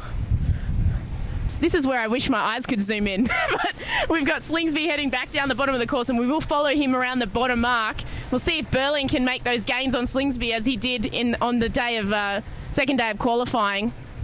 Another boat coming back from the right-hand side, I believe, is actually Burling, with Nathan out on that left side, which is why I probably potentially thought he was in second place. Tom Slingsby still leading. They just crossed port and starboard, Burling and Slingsby, but Slingsby still holds it. He's coming in for the jibe now. He keeps it up on the foils. Beautiful jibe from Slingsby. And Nath and Burling are now neck and neck in the centre of the run on this left-hand side of the track. I think, Clean, you may be able to see those two boats next to each other on this left side. That is Peter Burling and Nathan Atteridge, first and second in the series overall. Peter Burling is really showing his downwind pace here, a little bit higher up on the foils. Nath's just to windward of him, and Slingsby's coming back. I think Slingsby's lost a little on this run, potentially due to his larger stature. He's a strong guy, Tom Slingsby, of gold medalist from London, but also of Oracle fame. But Peter Burling is the boat that's extended down this run out on the left-hand side here. Try not to get in the frame. We're just trying to get ourselves in position for this bottom mark rounding. This is where all the action is, as they whip around and then start to harden up. It's quite difficult, that the bottom reach that they do, the angle that they have to get on to do this small reach, but it does assist in the finish to have the hook finish. It's a lot easier to spot bow numbers and sail numbers when they're not coming straight downwind. So we're just spinning here, and you can see the yellow jersey is in front. As I mentioned, down that run, Peter Burling, with his blistering pace downwind, will lead around this bottom mark of New Zealand, followed by Nath Atteridge. This is awesome, guys. We're looking at not only a race for the 10th race here for the first and second, it's also a race for the series here. But Peter Burling is not giving an inch to Nathan Outeridge, who comes around just now. And third will be Tom Slingsby, potentially a little bit disappointed after leading around that top mark, but I think he'll be happy just to be in this top three. He's not had the best series, not what he's used to, but not to say that isn't because he's got talent. There's just so many amazing sailors in this fleet. Oh, I'm loving this visibility. I've got to say, it's so good. Here's Joshy McKnight round in fourth. And Chris Draper, is it? In fifth? Excellent. I'm starting to learn these boats, guys. How exciting. And then Goobs in sixth. Ian Jensen, Nathan Outeridge's 49er crew. No wonder those guys are so quick in the 49er when you've got the skipper and the crew in the top 7 in this race at the Moth Worlds. Both with their Artemis hulls. And now we've got 4 coming around all together. Beautiful tight racing. Rashly. And our ISV, Anthony Bora. We're with Anthony Bora right now. Chris Rashly, and then Dave Lister. What about the move Bora's making right now? Bora is coming down to leeward here. Got the pace on. He's going to squeeze out Rashly here. Nope, that's Anthony. Oh, Anthony. 4140 3991. Staying with Bora and Rashly. We're staying with Bora and Rashly here. Bora, it's good to see Bora's got the pace on after the last race. I think he must have had something wrong. He's been retuning this boat. He doesn't have any height, though, which is interesting. And Bora usually is high and fast. He's got no height right now. So we'll see what's going on there. We'll try and get a word from him. Yeah. Must be incredibly frustrating to be one of the best moth sailors in the world and then be off the pace at the World Championships. Yeah. Lee McMillan doing really nicely despite having very little time in the boat. And Kyle Langford here as well, down to leeward of McMillan. And we're going to come back to this mark for you guys. We've just had Hiroki Goto round, and then our Swiss for 112. We're just going to flick, guys. Don't mind us. We want to make sure you get the majority of the action, so we will have to keep spinning. If you've just joined us, we're here for the second race of today, the 10th of the series, the third in the Gold Fleet. Great to be here with the Sailing Anarchy team. Thanks to Sperry Topsider. We're trying to get as much action as we can around this bottom mark. The racing is so close today. Perfect Moth racing conditions. OCS. We think Slingsby may be OCS. Okay, we're just hearing from our awesome photography boat over here with Sander and Petey that Slingsby may have been OCS, so he did lead around that top mark. He's sitting in third at the moment. He'll be a little bit disappointed given that he didn't make the time limit on the lighter day. Rowan Veal, we're following. I'm on the lineup right now. We're just going to follow this lineup. I might just more comment on what's happening up the course as opposed to trying to commentate every single boat that's coming around the bottom mark and just let you enjoy that action while I look up the course. Nick, give me the mic here for a second. Interestingly, we know that Tom Slingsby posted on Facebook. He was really critical of the race committee, and he might be OCS. So, no comment other than that. I think the first comment on his status update actually was we're expecting OCS for you tomorrow, and I think that had a few likes. So, did we ever find Babbage? I haven't seen Babbage. Has anybody seen Babbage? We're going to keep our eyes open for him. Hopefully he hasn't had some breakage coming off the shore. He'd be exceptionally disappointed. We were talking on the first day, or the second day of racing actually, how sometimes he just has some issues at regattas, which is never ideal. I'm going to just wipe this lens off for you guys. Charlie's on it. Annalise Murphy. Here she comes. We spoke to her this morning. She said she was enjoying the weather in Melbourne because it reminded her of home. She said she didn't bring any jumpers, and the guys apparently, a few of the guys threw her off the jetty yesterday in her warm clothes. So she now has no warm clothes left. Not the happiest camper.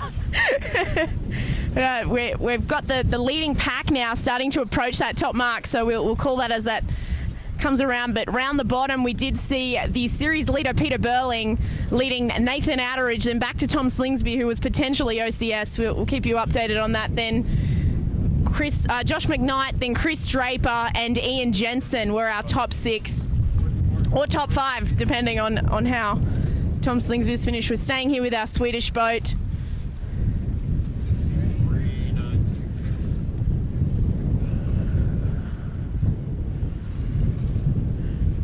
Is this Mr. Horton?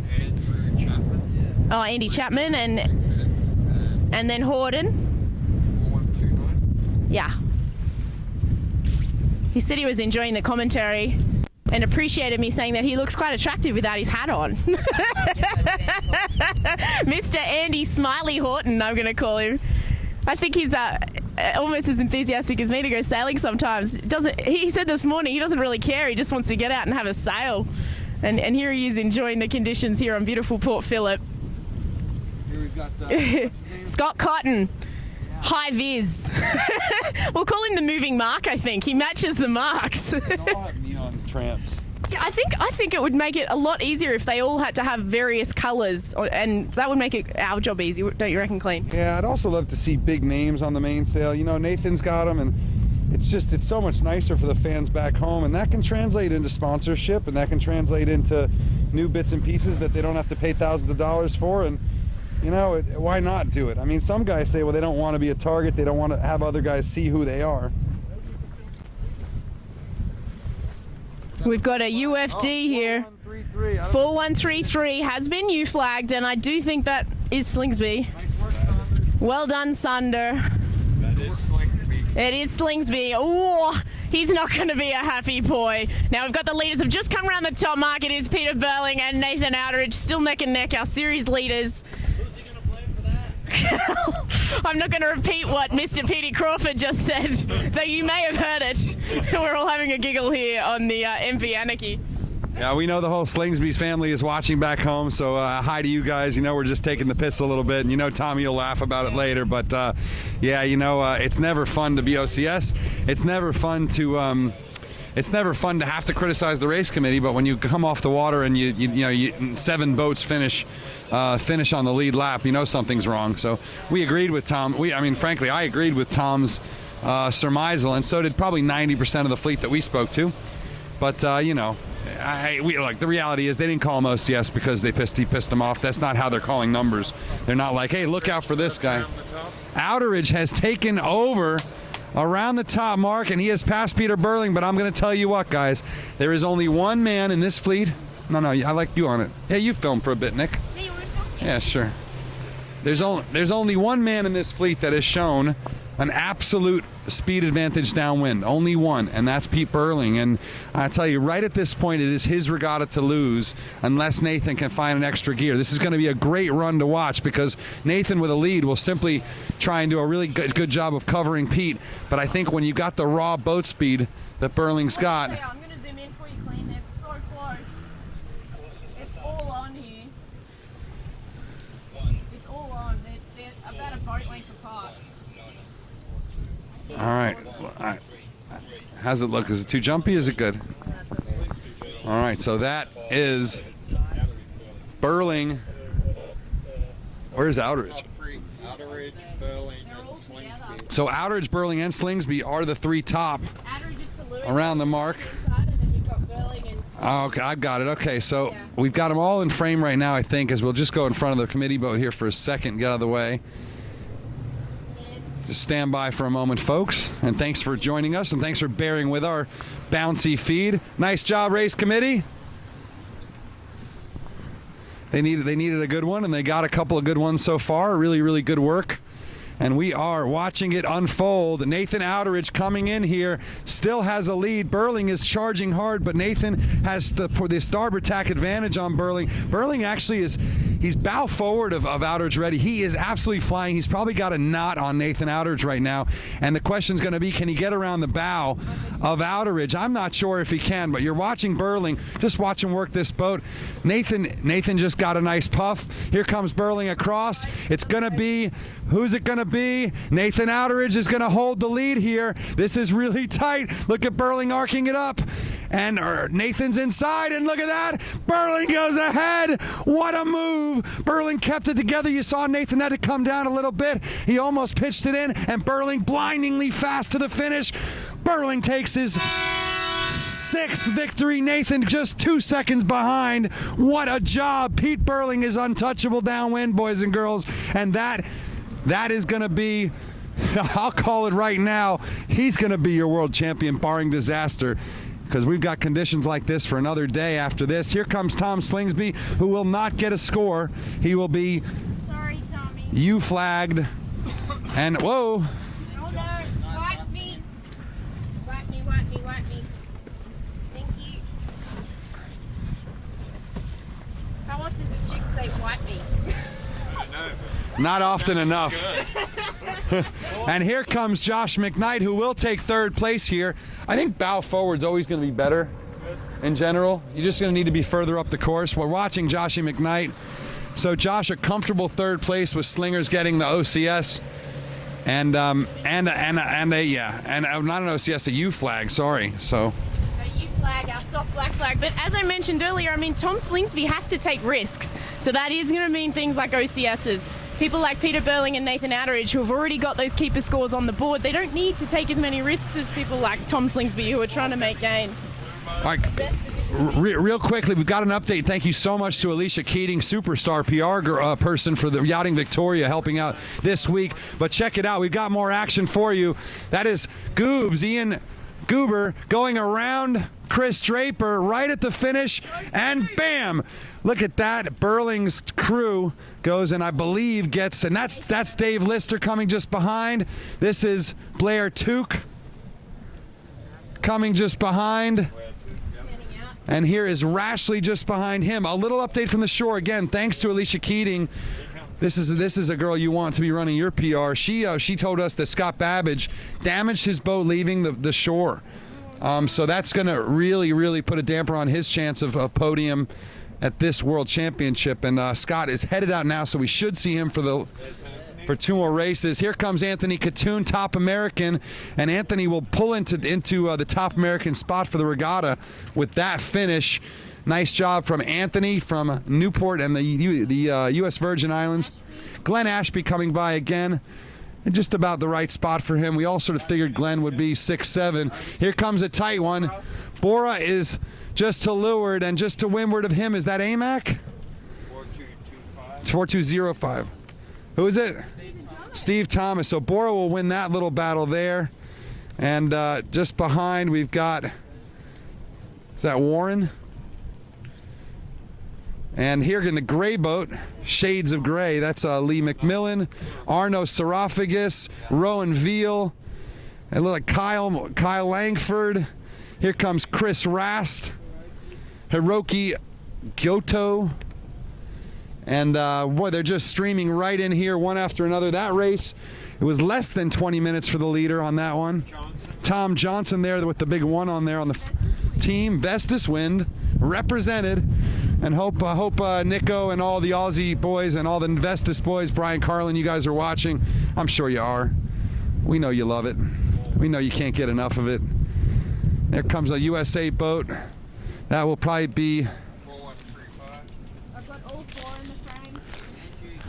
Andrew Campbell, Oracle team, and then 3 other boats coming behind. We've got sun on the horizon here. We might actually have to go and.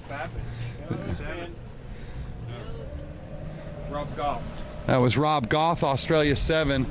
But it is starting to look beautiful out here, guys. Really, what a day. Nick, I don't know what your levels look like, but man, it's getting sunny and beautiful. And we're going to spin the boat again and get a little more. We just saw Kohei come across, I think. A couple more boats.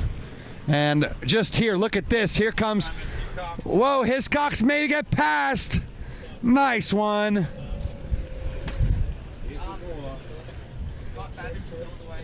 So Babbage is down here. I don't know if he actually finished that race. I don't think so. But at least Babbage is on the course, so one of the fastest. Here comes Johnny Goldsberry. Stay with Johnny.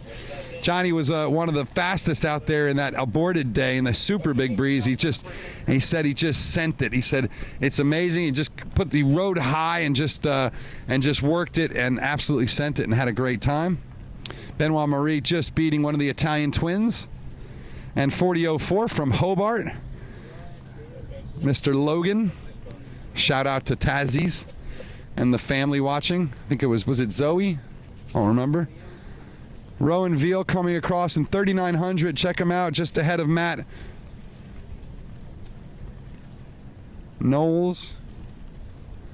And there you go. Just a few more back to finish here. And I think, folks, we're probably going to just start to work our way up the course as soon as these last boats are around.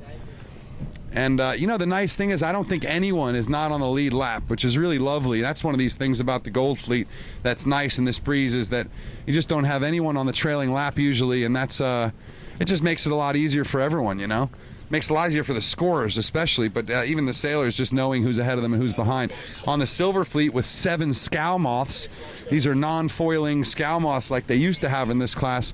Those guys, you know, on this breeze will never be on a lead lap because they're going, you know, 10, 11 knots downwind instead of 25. There is a capsize at the mark here. Who is this up at the, who's this capsized?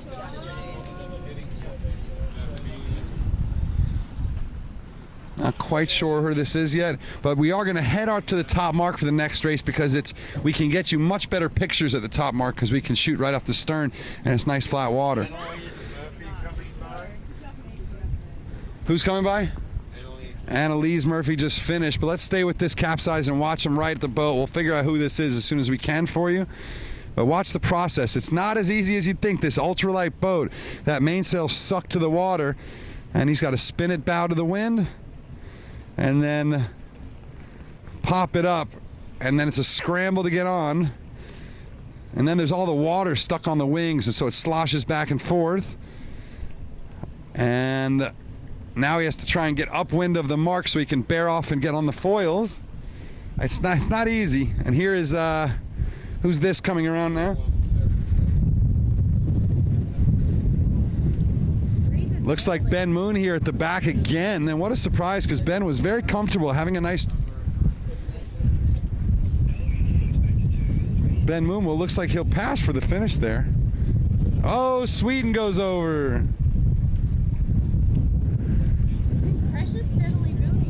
It has been building, I think, probably a pretty consistent 20 knots right now. What do you think, Cappy? 15, all right. Feels like 18 to Nick. I'll listen to the world champion just now.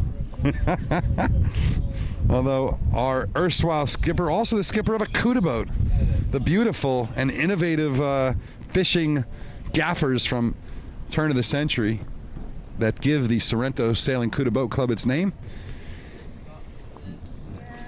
Have a look here. Let's just go right here and just take a look at Babbage with the 7 on his sail. So what a disappointment with Babbage damaging his boat coming off the beach. You got Burling up here on the right. Okay, and there goes Scotty.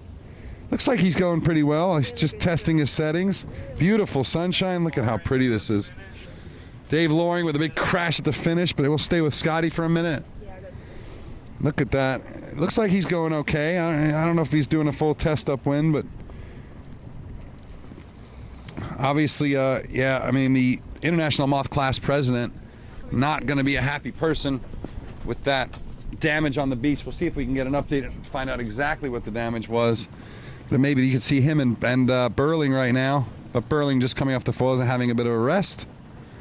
Not that he needs it. I think that Burling could probably foil one of these boats around for about 4 hours with his heart rate at about 170 without really breaking too much of a sweat.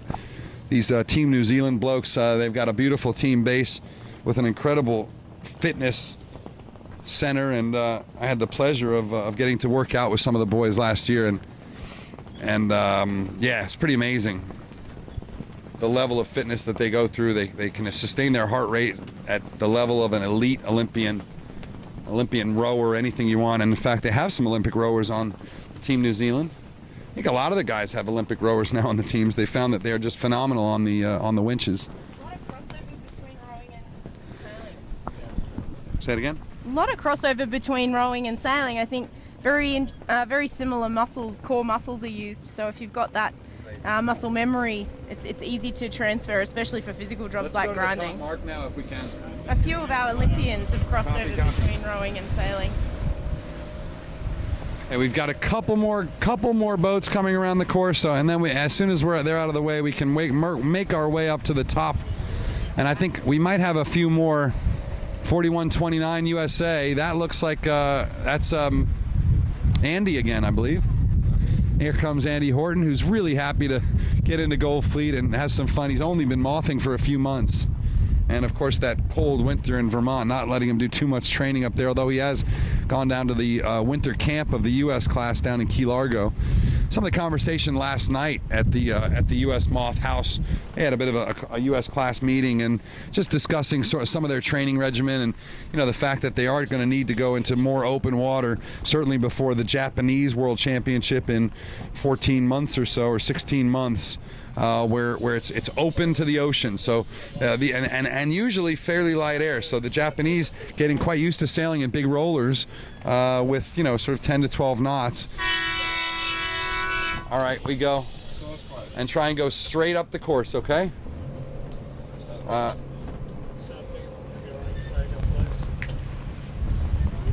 We're going up. Oh, all right. I forgot we're on camera for a second there. Funny how that works. Nick Douglas doing a great job. I want you to check out. AP's up. That's good news. I want you to go and check out while you're waiting. You can certainly have a look at Adventures of a Sailor Girl. Nick Douglas with some groundbreaking radio coverage of sailing and great interview shows, and she's done a really entertaining Sydney to Hobart radio show. But Nick's been in sailing radio now for about 3 or 4 years, starting off with the Sailing Chicks with Nicks, and now with her own wonderful radio show on sunsetradio.com.au? .co.au or just .co? I didn't even know that's a thing. Is that a thing? It is a thing. I made it a thing. She made it a thing. The groundbreaking Nick Douglas, the double world champion. What was that? That's 20, yeah. The double world champion in the Tazar.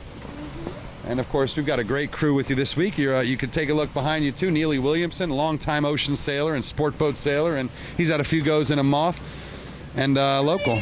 And Ronnie Simpson. There's our excellent solo ocean racer. If you've got a spare 3 or 4 million lying around and you want to send this guy to go do a Vendée Globe, check him out at Open Blue Horizons. Open Blue Horizon.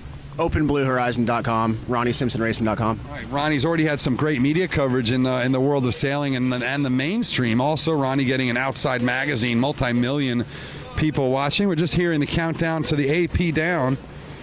So that entire race, the stopping window, I think, closes 5 minutes after the first finisher. I think 5 minutes after the first finisher, the finish line's closed, and anyone who doesn't finish gets a DNF. And I think the whole fleet finished there. So it was really nice to see it. You can guarantee that's not happening on the silver course. We would love to trust me that we would love to bring you the silver course. We really would. It would be highly entertaining. We really want to watch the scows, but it's a long way off. We have a tower issue, so we lose our feed halfway across and have to rerun the feed. So it's fairly complicated to do it. And you know, the story here is not about who's top silver fleet at the World Championship, although if we had another boat, we'd love to make that another story. The story for us is who is going to win the Worlds, and which of these top sailors, these America's Cup, Olympic, keelboat World Champion sailors is going to win this whole thing. Right now, it looks like I hate to say it, but it looks like a foregone conclusion to me. I'm not one of those guys that's going to pretend that it's tighter than it is. Right now, Pete Burling just has one more gear. And here's the crazy thing. He's had it in the moderate breeze. He's had it in the heavy breeze. He's had it in the flat water. He's had it in the chunky water. Upwind, he's not the fastest. I don't think he is. I think he's in the top 3 fastest. Downwind, he is a knot faster than anyone else. He has shown the absolute ability to... What do you need, baby? I was just going to say, I think if he doesn't have to be the quickest upwind, he just has to be smart and stay in striking distance, because that second gear that he's got coming downwind just seems to keep him in play. But given that he's already got so many good runs on the board, I mean, he just needs to stay in that top pack. And, I mean, like you say, it could potentially be a foregone conclusion. That said, Nath Outteridge is doing everything he can to make it difficult.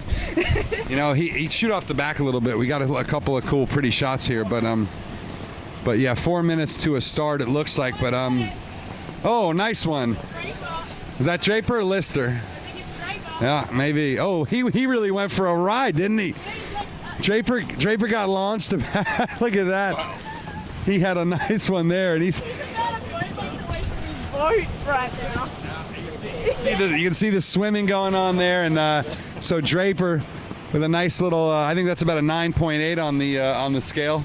Well done to Chris. I'll give him at least a 7 for Nick says she gives him a 7. Yeah, beautiful dismount. I think, yeah, maybe the launch wasn't perfect. The dismount was lovely. So yeah, we're gonna head up to the top mark. They're just a couple of minutes away from a start here. But we're 3:12 to a start. We're gonna get up to this top mark and show you some close-up action of the Bearaway and all this top mark action. Again, we're not gonna be able to get you both the top and the bottom marks. It just doesn't work. This is barely a 1.2 mile course. You see that the race is only 20 minutes long. Huh? Camera's bright. Nick? Okay, so let's switch. Let's do a little switchy here. We're gonna go change filters, so just hang in there for a second. Yeah, I'll take it, Nick. Yeah. It's yours. Ronnie, you want to go to We might go to an interview. Do you have any curling still in here from the other day? We're just going to change filters for you guys because we're at max polarization essentially. Let's go to We might. As we keep heading up the course here to get ourselves in position for the third race today, get a bit of top mark action, we might go to one of Burling's teammates from Team Emirates New Zealand, Blair Took, have a little bit of a listen to what he has to say.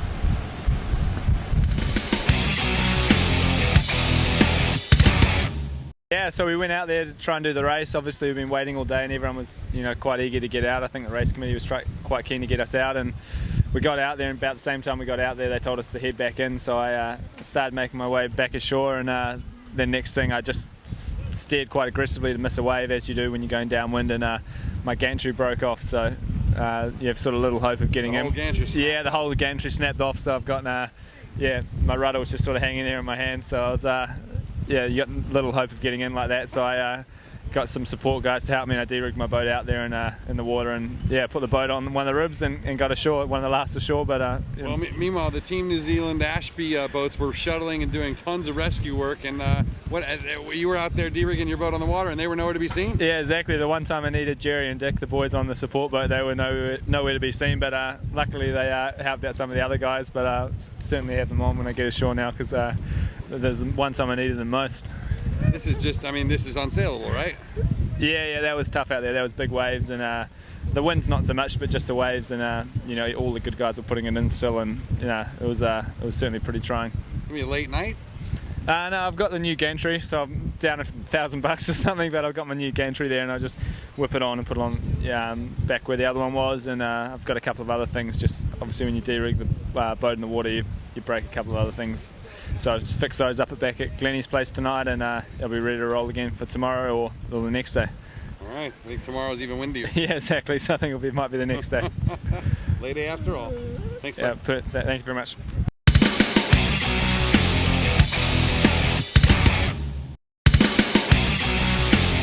Here on beautiful Port Phillip, we've just changed up the lens for you to cut down on the polarization. It's bright out here. We've got sunshine. What's going on? 7, 6, 5, We're almost in a sequence. 4, 3, 2, 1, and that would be a start, I believe, for the third race of the day. The race committee are really smacking out these races, and a big thanks to Sperry for their support of this broadcast, so we can bring you all of the action. And we're here for the Sailing Anarchy team. We're just checking out our hats. But you can see we're heading up the course. We're going to bring you the top mark action. And it'll be interesting to see what happens. You can see, again, I'm not sure if you can see, but the guys are heading off this pin end of the line. They're loving the left-hand side of this track, potentially due to the geographical influences up in the top section of this work. And I can't wait to see them bearing away around this top mark. Peter Burling just won the last race with Nathan Atteridge in second. The first race was the other way around. It is all on here, but Peter Burling is definitely dominating in various conditions, which is fantastic to see.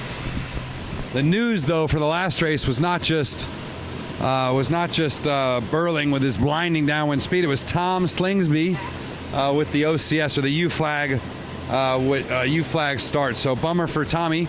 I'm sure he'll pull one back together. But Scott Babbage back out on the course after missing 2, having damaged his boat leaving the beach. It's not the easiest beach to leave, full of moorings and sandbars and whatnot. Yeah, that's going on. And look at this beautiful hat, Nick. A little spin around for a second for us. This beautiful Sperry topsider, flex fit hat from Sailing Anarchy, Moth World's logo. We've got 11 of these, courtesy of Line Honors, waiting for you in a beautiful shop on Lake Geneva, Wisconsin. And Bob Hillier is going to send 11 of them out to you. And here's what you have to do. You got to do the following. First, you got to go to Sailing Anarchy on Facebook and make sure you're a fan. Then you got to go to Line Honors Yacht Racing Outfitters. Make sure you're one of their friends. Next, off to Sperry Topsider on Facebook. Join their 1.1 million Facebook fans and like them. Finally, go to forums.sailinganarchy.com. Head over to Dinghy Anarchy. Sign up for a membership if you don't have one already. And let's be real, you all do. But sign up for a membership and go ahead and post in the thread, I want a hat. And the first 11 of the, let's say the first 6 of those will get a hat. And then after that, we'll figure out who to give the next 5 to tomorrow. So I think that'll all happen pretty quickly. And Nick, maybe you can, maybe you have an idea what's going on the course yet? Yeah, I think we can see these guys heading out on the left-hand side. I think they're in a right-hand phase at the moment, but some are trying to head back as they're approaching this top ley line. You can definitely see there is more pressure coming out of the bay here near Blairgowrie. So they'll be looking to take advantage of that. I can see Whitecaps even though we're upwind, so maybe even a little bit of an increase in pressure. But the top marks are right here. We'll be bringing you all of the action as they head towards us, which is awesome. I'm just trying to get an eyeball, and it's actually more difficult to see them from this direction. As Alan, Mr. Clean, and I have been discussing, next Moth Worlds, everyone has to have various fluoro colours and logos on their mainsails so that we can bring you more accurate commentary, because we are doing our best and we do know what many of these boats look like, but it is still, they're just moving so quickly, it's hard to keep up to date with the order of things. But these guys here out on this right hand side of the course, I wouldn't count them anywhere near the top bunch. It's all about this top left hand side of the course. Whoever this is in the center is really ripping along though. Plenty of pace on. What sort of boat speeds are we looking at today in 18 knots of pressure and flat wave state? Well, this is max speed pretty much, and in 18 knots of breeze they will go. You know, the slow guys will go 15 to 16 knots upwind. The fast guys will go 17 to 18 upwind. A lot of the time, when everything's right, and then downwind, and they put the burners on, which we'll see here in a minute, they can get up to easily 27, 28 knots. Top speed ever recorded in a Moth, and there's a little bit of question over whether it was a real reading or a momentary reading, but it was actually a 5-second average. It was recorded at 36 knots. One of the biggest Mothies out here, Ned Goss, at probably 210 pounds or so, 100 kilos. Is this Tommy Slingsby heading up the center of the course looking glamour again? Audio is? And we're just going to check our audio for you guys, see if we can get it to... On YouTube or just on... I do believe that Tom Slingsby, I think it's Tom Slingsby, I'm just trying to eyeball this. Be careful with the okay, cool. You can take this off. Can I? Yeah, you gotta take the plug off first. Okay, stand by.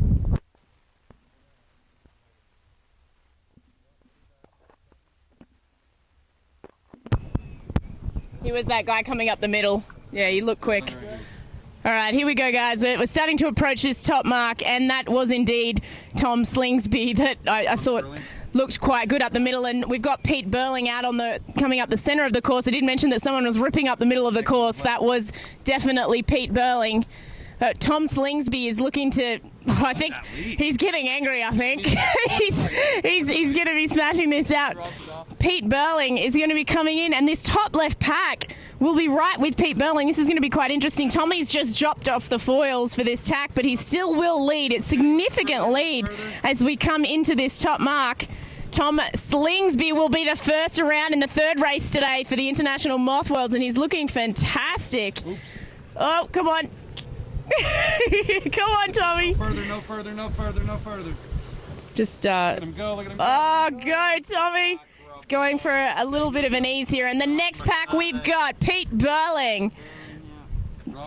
And we've got Josh McKnight just to leeward of Pete Burling's hip. Rob Goff as well, loving the breeze. I'm sure this pressure has increased, even if the race committee are reading 15 knots. We're going to stay with Pete Burling, Josh McKnight, and Rob Goff.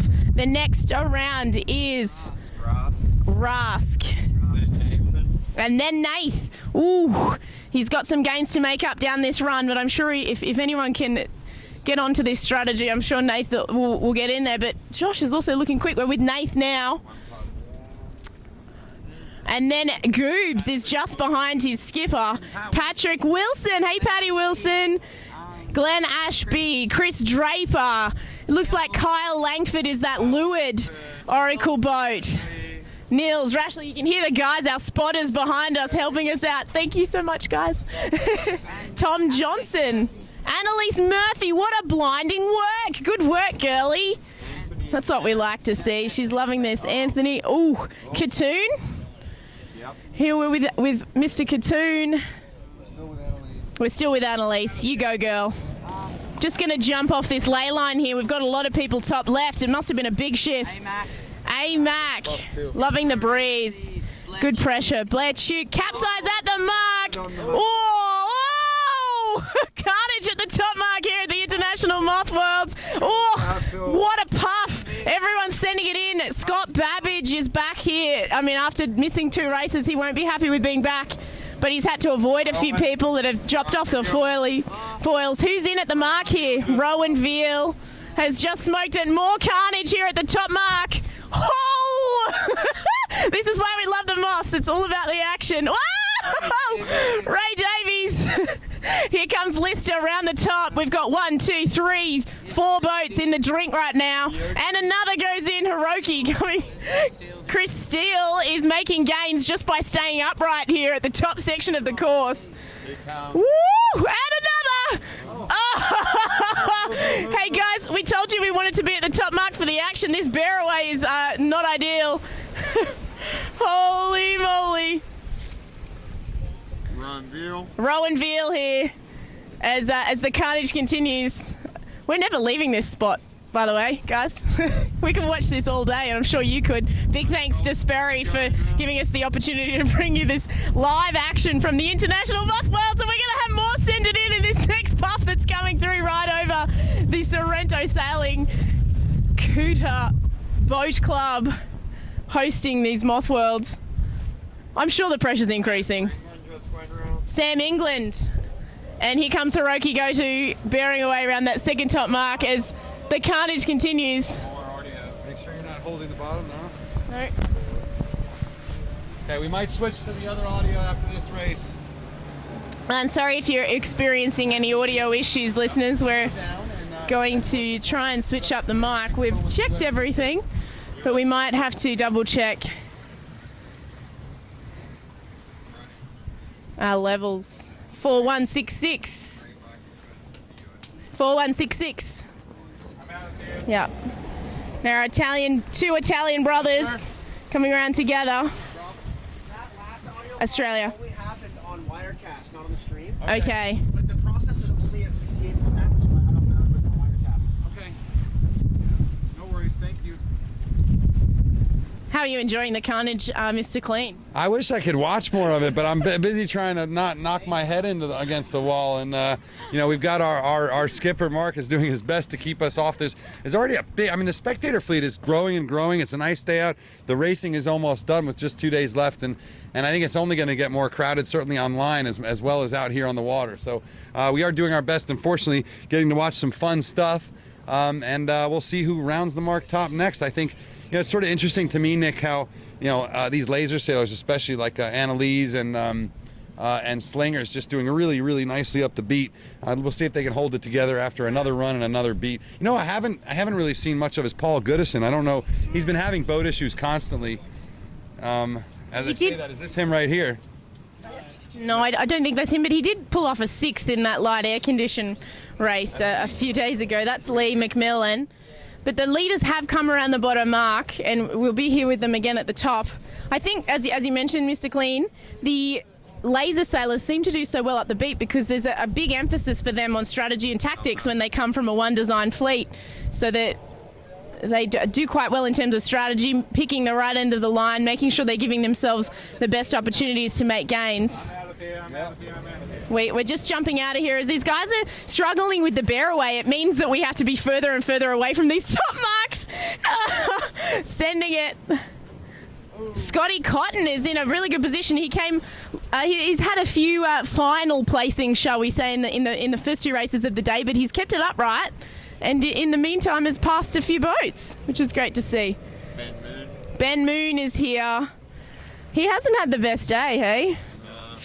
Not ideal. I'll try and get an eyeball on these leaders. You can see them out on the right-hand side of the course. A bit of a right-hand phase with this increase in pressure. And whoever those first two are, they are very, very close together. So we'll have more action for you very shortly. I would say in about 5 minutes. They're absolutely hooting along. 4129, Mr. Andy Horton. Smiley. He's one of my personal favourites now, I think. Loving it. Look at him. He's just sending it. Just having a ball. Just getting himself around the track. Consistency pays. Thing is, Nick, you don't have to. Here, this looks good. This looks good. This looks good. Come on, Maddie. You don't have to sail these boats on the. Oh, you don't. Oh no! Up, down. This is gonna be bad. This is gonna be bad. Oh, that was a 10. That's a total 10. I'm giving that 10 for execution and style. Let's watch his bear away. Here we go. Oh, she's getting there. Oh, well done. Yeah, there we go. Nicely handled. What I was going to say, Nick, is that just be careful of Swiss here. What I was going to say is that you don't have to sail the boat all that fast going upwind or downwind. That's kind of the interesting thing, is that you can sort of bring the ride height way down and add drag, and watch Bo here on your right, and add drag, and you can kind of bug out a little bit and just take a little break. But yeah, you can bring the ride height down and bring the gearing down and just kind of go in sort of safe mode, almost depowered mode. And yeah, you're still going 13 knots upwind, but and you can do the same thing downwind. You sail deeper, you sheet the main in, and take a lot of the power out of the sail, and then you can go just sort of do 14 knots downwind. And in flat water, it's quite comfortable. Sorry, is that all? 14 knots? Yeah, that's all. It's quite comfortable and really and not too scary. But the one place that you can't depower for, the one place you can't handle and you can't take it easy, you just have to commit hard, is the bearway. And yet that's why the back of the fleet, even though this is Gold Fleet, and even though half these guys have won world, national, or Olympic or whatever, it's still tough for that. I don't know that. What is it that Johnny said to me? He goes, you might stuff it, you might hurt yourself, and you still have to just say F it. Yeah. And I think the back of the fleet, even in the Gold Fleet, is still sort of, you're not quite saying F it hard enough, and that sort of that slow turn means that you're going to stuff it, and so. Yeah, I think it's like a right-hand turn out on the road. You can't hesitate, or you're going to crash. It's like skiing. You've got to point your skis down the hill and just do it. But we've got a leader coming in here to the top mark, and are we thinking Josh? Josh McKnight, yeah, a little equinox symbol on the sail. We do appreciate the symbols on the sails. And looks like Peter Burling on his line, just back maybe 10 or so lengths. So big changing it ups down this run and now this work. And Josh McKnight does love the breeze. And it's nice to see him doing well. He'll come into this top. Whoa, someone's just capsized on this starboard ley line. But a big change in strategy for this beat as well, with this increase in pressure. Everyone has gone the right-hand side of the track when it's been a left-hand run most of the time. So here comes Joshy, nice and controlled. Watch the bear away. Just coming with the bear away now. He's nice and controlled. Here's Mr. Tom Burton. He might be sailing in with some damage. Or just having a look. He's decided to sell his Moth, actually, Mr. Tom Burton. Here's Pete Burling, our series leader, rounding in second. Big gains. Nice. Another keeper. Oh.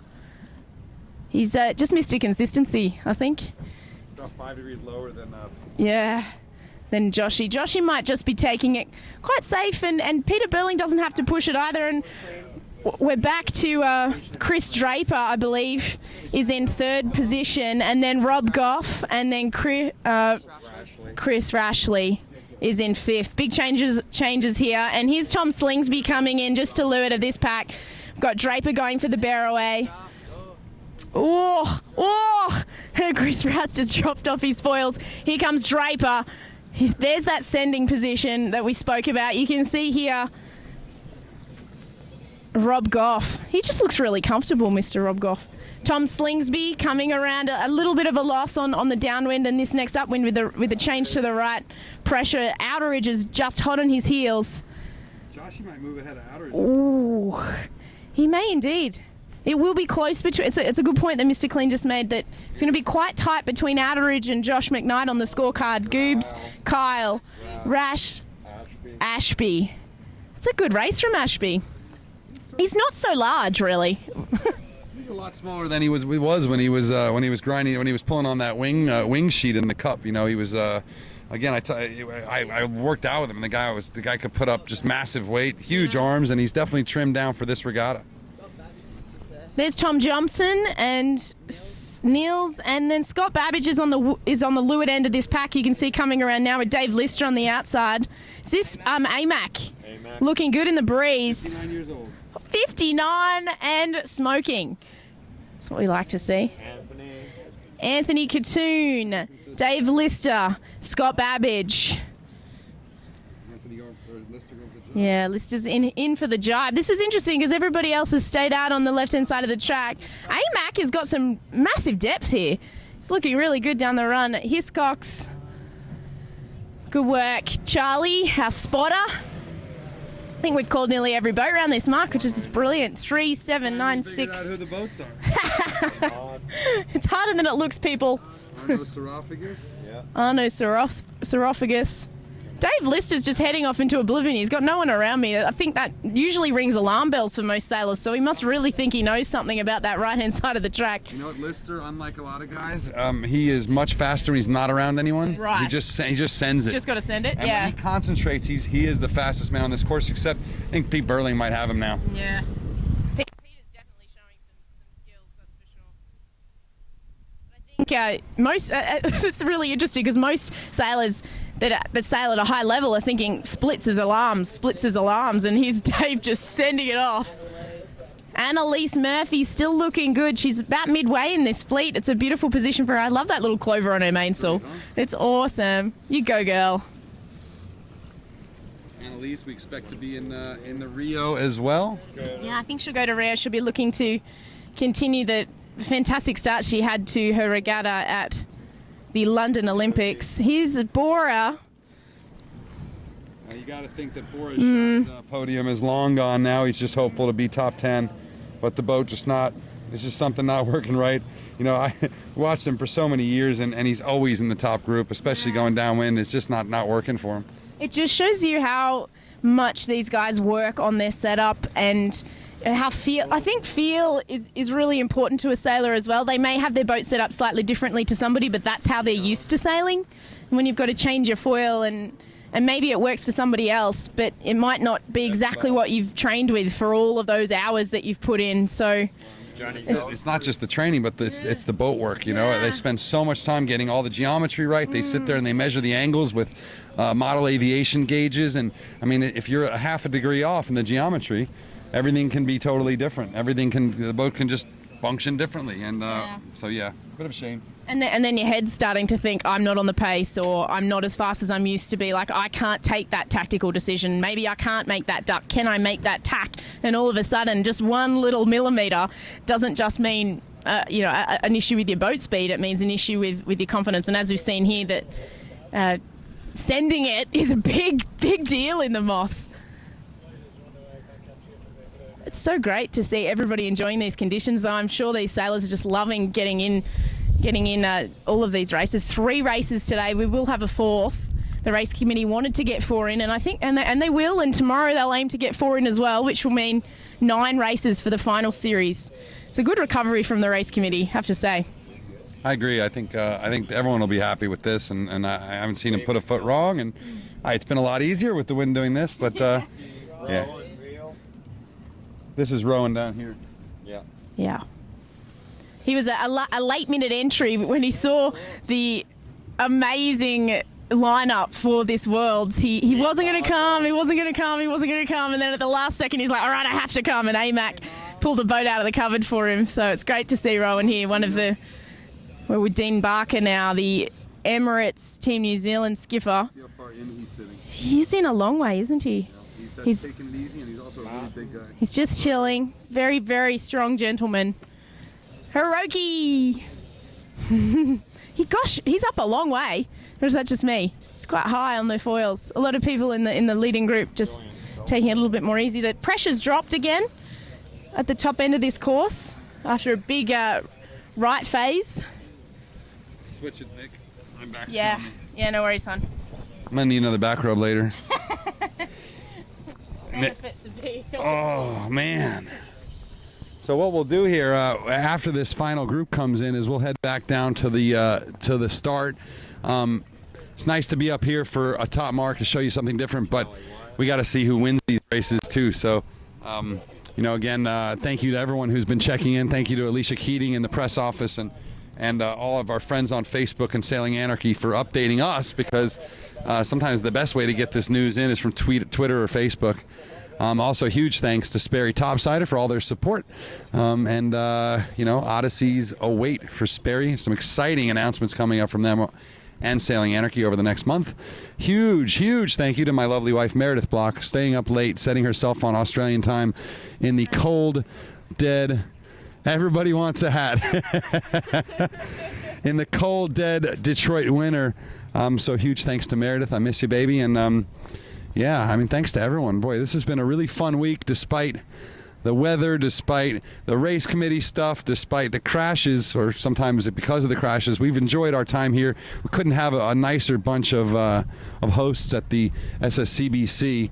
So there's all the thank yous, and everyone wants a hat, but we're gonna give out 6 today and then 5 more tomorrow. So make sure that you tune in. And in fact, I think what I might start doing is seeing who is sharing us the most on Facebook with the most fans and spamming it around. Take a link, go ahead and throw it up on Oracle Team USA's Facebook page, America's Cup's Facebook page, Luna Rosa, Artemis Racing, the Volvo Ocean Race. All these different groups have guys here sailing boats. So go ahead and share those links with them, and I might go run around and see who's doing the most sharing tonight, or maybe we'll put one of our awesome crew on that, and we'll divine out a couple more hat winners tonight and tomorrow. So be my marketing arm, and you will win something cool.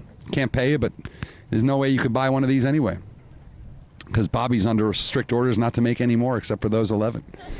Right, Bobby?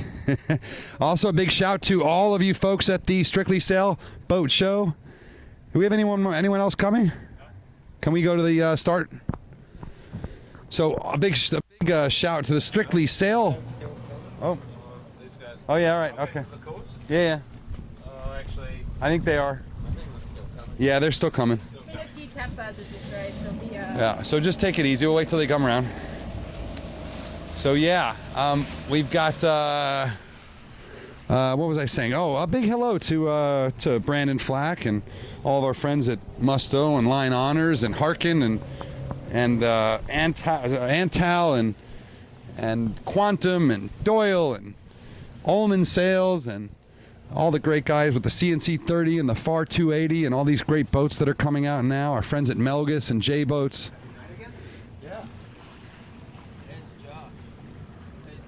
Yeah, but wasn't that? That was the second lap. I thought that was the second lap. Oh, that's the part we missed. We're back on the race, folks. And Josh McKnight still has his lead in this lighter air. Pete Burling coming around just behind him. And Josh has Josh has jibed at the mark to stay in this puff. It is still a jibe set. Well, there's no setting anything, but Josh has jibed at the mark, and definitely the leaders lapping the back markers. We saw Matt Pistay and Scotty Cotton. So that's we there you go. We weren't at the start, so we didn't know we had a 3-lapper, but we do. And Josh McKnight with a slim lead over Pete Burling. And interestingly, Josh jibed to stay in a puff. I don't actually know if it was a puff or just a dark cloud, and it may be hard for someone like Josh to see when he's going at that speed, but he does look like he's going nicely. So big split with him and Burling. Burling continuing off on starboard. And right here on your left here, Nick, we've got Chris Rashley trying to go over the top of Tom Slingsby. And he will go over the top, and we'll see about the Bearway. Stay with these guys for a second. Slingsby has shown really good speed upwind. He doesn't quite have it dialed in downwind yet. Stay here with these guys. Let's watch what happens. So you can see Rashleigh actually starting to pull away a little bit there. You see his rig getting a little smaller. And there comes Tom coming up. Look at that, he's trying to luff. I think he's just behind. I don't think he can actually luff from that position. No, he can't. See, there you go. And yeah, so Tom bigger than Rashleigh by quite a bit, and with quite a bit less experience in the Moth. But Tom very fast upwind, probably one of the fastest. Come back here to Rob Goff. Loves the big air, not so great and as soon as it goes a little bit lighter, but still in the top group.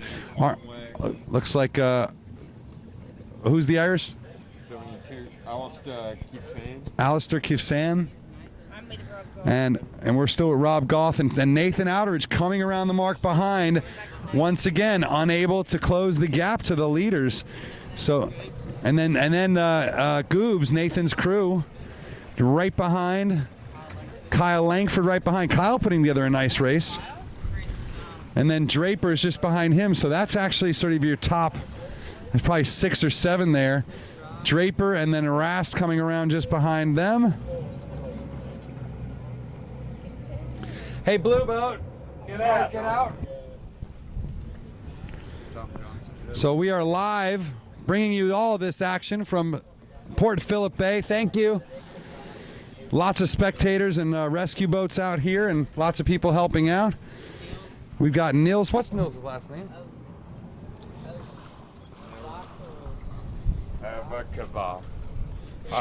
Point it to me. Nils Akraval. And just behind Nils comes AMAC Andrew McDougall, the builder of about 80% of this fleet of Moths. Whoa. We've got Tommy Spithill. And he's in Silver Fleet, but Tommy was just also known as McLovin. Anthony, first American, coming around. There goes McLovin. Last night. Oh yeah, McLovin, and in fact, what we understand is Yachting Australia's website that actually registers all these names. Someone went in, one of Tommy's friends went in and hacked it, or he's got the keys to it and changed the Spithill name to McLovin. Which I'm going to put, I tell you, if you don't know what we're talking about, go ahead and put that into Google and something interesting will come up. It is safe for work. But, and then they went off on holiday, so no one can change the name. so Spithill is stuck with the McLovin name on his score sheet for the rest of the regatta. Coming around behind here, Arno Saraphagus. Scott Babbage just came through. So Babbage not able to get it going today, and he will drop significantly in the rankings. Borgulari will drop significantly in the rankings. And Pete Burling just continuing to sweep up. Pete Burling at the end of this race will drop a 2, so that will be his second drop. And yeah, still up at the top mark here. Kurt Warner, that 4095, the Japanese one. Kohei. That's Kohei. He lives down here in Melbourne. Japanese transplant and. Phenomenal sailor Kohei. And then the USA 4135, which is, I think, Loring? Andrew Campbell, Oracle Team USA grinder. And Laser Star. We're back up here at the top mark, and this looks like Bora, maybe? Yeah, Bora Gulari coming around the third time. We're stay with Bora, and yeah, he's made up a little bit of gains there when the wind went lighter. He's going to jibe right now. Watch the technique. And then Annalise Murphy just behind Bora. So what a great day for Annalise. That's her third time around too, for sure, yeah. Annalise is doing wonderfully. Big, strong Irish laser sailor. Gianni. And here comes Johnny. Johnny? Yeah. Yeah, Italian. There's 2 twins, John and I don't remember the other one. Gian. That was John going by. 3903 coming by. James Owen Smith, JOS. So another very young competitor here, and a little shout out to SOS, Simon Owen Smith, the guy that keeps all these boats running. Back in the Mach 2 build shed on shore here, and everywhere you go at a Moth Worlds, you'll see SOS. And he's got Matt from McConaughey Boats with him this week too, but you'll see SOS working till long in the night trying to fix these boats, put them back together, clean up the foils. We're with Johnny Goldsberry coming around, the original Nugs. Everyone loves Johnny. That's Ray Davies just behind Nugs. And looks like it'll be Pat Wilson back. Pat, who lost a lot of places there. He was up in the top group at the first mark. But Patty, very fast upwind, still figuring it out downwind from Charleston. And Grant Pearson just ahead, just behind Patty. And we just watched a little nosedive. And it looks like Samantha England should be second woman out today. We've got 3 women in the top 3, and we've got, I think, 2 juniors, 2 under 18s here, or under 20s in the top group. Richard Jacko Jackson, the president of the Victorian Moth class, been very helpful. And this looks like this looks like Nico Retsch. Yeah. The match racing superstar Kiwi, Chris Steele, and then Rowan Veal. An Opti World Champion. I didn't know that. Chris Steele. Sails with the, here's 40.04. That's Mr. Logan from Tasmania. 37.17. There was plenty of pub action last night, I think. Jack Sharing, the rocket. That's right. Set the record straight that I was not in the pub. I was just getting a bottle of wine for the team. I drove to the pub to get the bottle of wine because I'm a pansy. So you were able to avoid that checkpoint then? Yeah, I totally avoided the checkpoint. Got a bottle of wine for the team, but in the process got assaulted by many Silver Fleet sailors. As it happens, and Nick, quite a bit better than the usual female driver, and yeah. Driving now. Post your comments below. Yeah. Back on the course, we've got, looks like, where? That's Dean Barker. We got Dean Barker coming around at the back half of the fleet, and you can just see Dean. Dean is 6'4". I mean, he's 192 centimeters or whatever he is. A big boy. And Joel Kurtz just put it in the piss. Come back and we'll see how he gets it up. And you can see the tide right now. You see what the tide's doing? Tide is moving right to left, and it's starting to flow as 4062 from South Africa comes around. He has to be careful to unwind himself. He's got to unwind himself. Can't go above that mark. He's got to go below it. Oh, sure he can. You can go around those marks as many times as you want. These people still think that string rule means anything. Doesn't mean anything to a moth.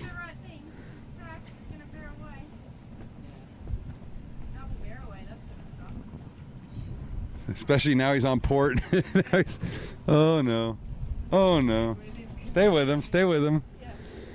There he goes. All right. And off he goes. And you can see that big dig. That's as soon as you get it going and you get the puff on, it's a 30 or 40 degree turn to the right sometimes. And yeah. So the back half of the fleet is coming around the final mark of this race. This is race 9? 7, 8, 9, 10. 10. Race 10 of the 2015 International Moth World Championship here in Sorrento, Australia. That was a good one, actually, right there. We got another boat coming here around the top mark, and this is the final top mark of this 3-lap race. The first 2 races 20 minutes long. They've put a little bit on. They put another leg on to try and get it to that 30-minute number, which is sort of the magic number this week. The target was 4 races today. I don't think there's any problem reaching that. This is number 40.03. Silver Fleet is coming back. Looks like the Silver Fleet is already coming in, so they might have already gotten in 2 or 3, which they, whatever they wanted to do today, and they're coming in. Who's this right here? Is that a Sam? 157. Daniel Roberts. Daniel Roberts. I think he's just a young guy. I don't think it's a girl, but I'm not sure. Charles O'Connor just behind, a 42.16 boat. Oh, we missed it. Sorry. Here comes another one. There's a puff coming on here right now. Mooney just dropped it in hard. And right now we're watching Paul Goodison. So we were looking for Goody before, and right at the back of the fleet here, Goody doing his best to keep it going. Paul's had one equipment failure after another, the Artemis Racing, and double laser world champion. Superstar. We love Paul. He's a spectacular sailor and just a really nice bloke, and quite funny and dry, and You know, not nearly as dull as most of those pommies. Post comments below. Japan 4211 rolls around. Masamoto Suzuki. The Japanese very excited about their world championship in 2016 in May, I believe, at Hayama. Should be very, very exciting, and we certainly hope to be there with the Sailing Anarchy Sperry Topsider coverage team. And maybe we can get some better tech being in Japan to be able to have the drones flying and the blimps and all the live stuff from the sky. But I'm not holding my breath. At the end of the day, it's pretty hard to find a couple $100,000 to bring this stuff to you, which is what it would cost to have all the RF gear and all that. Matt Knowles, the U.S. class president, coming around, a very light sailor, Matt Knowles, very, very intellectual sailor, and Get rid of those guys. And away he goes.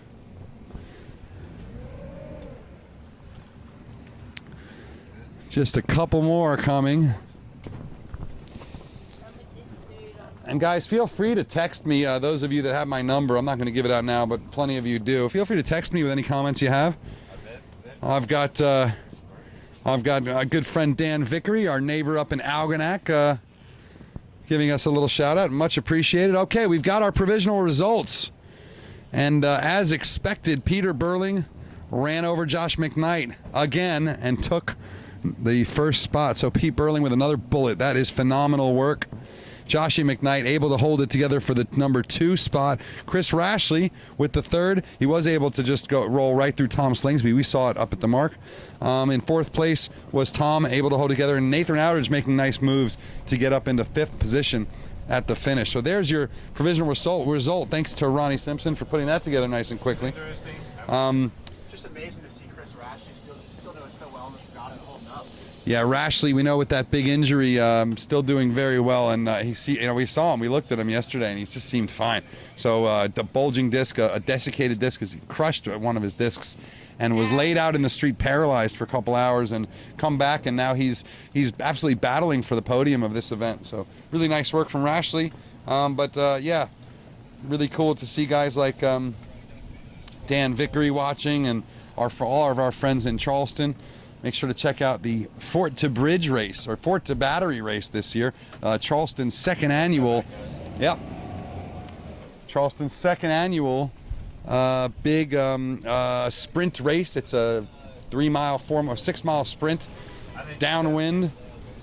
Thanks to Dave Sly and all of our friends on the east side of Michigan, Holland and Macatawa Bay. And big thanks to Brian Elliott and B Squared. You can check out B Squared Racing in Key West Race Week. I'll be aboard as a trimmer, and you can come over to the B Squared big giant red trailer party spot. And another one, Troy Charlo, our awesome fishing captain, our salmon superstar and steelhead man over on the west side, and Chucky the Man Holtzman, the flyer, one of Bora's first trusting captains. Yes, please.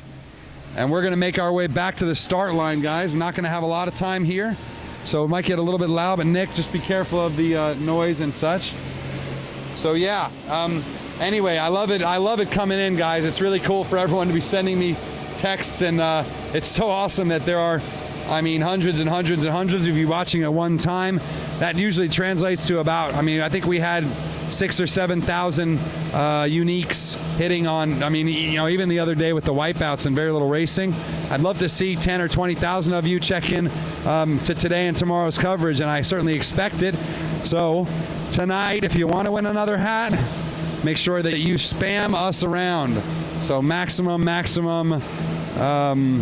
guerrilla marketing from all of the Sailing Anarchy fans and fans of Moth Racing worldwide. Nick, you got any shout outs you want to make? I just had a little message from, sorry, we're just going to swap here. I just had a little message from the Royal Prince Alfred Yacht Club office, which is where Mr. Tom Spithill works.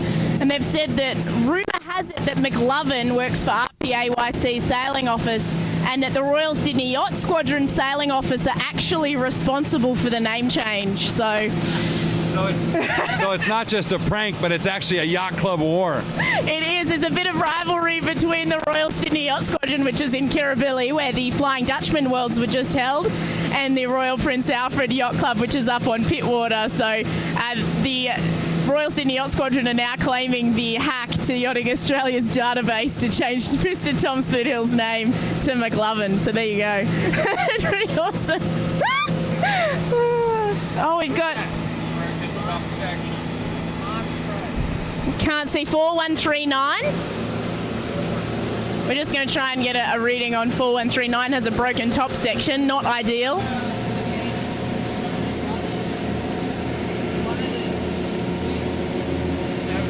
We've got Charlie working on this 4139 as we're moving as quickly as we can back to the bottom of this race course to try and catch the fourth start. That's actually one of our Italians. That's Stefano Farighi, one of the brothers. So that's that's not something that actually happens on a Moth. I don't think I've ever, it's very rare you see a break right there. I'm thinking it's either bottom, so it's either a flip over or it's contact with, who knows, one of the anchor lines, a race committee boat, who knows. But we'll see if we can find out more for you.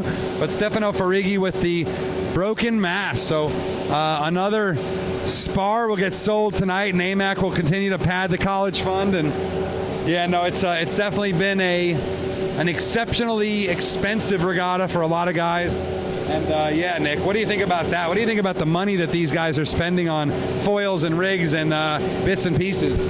I think it's like you said earlier, it's money. I mean, you're looking at laying out 25 grand for a boat, but then the modifications and staying up with the game, but also the time. I mean, who's measuring the cost of the time that these guys are spending when they're inputting it into their programs, their systems, their training, as well as the other sailing that they're doing? I mean, it just shows you how addicted we all get to this sport. Because like, oh yeah, I work for an America's Cup team, and in my time off, I go moth sailing.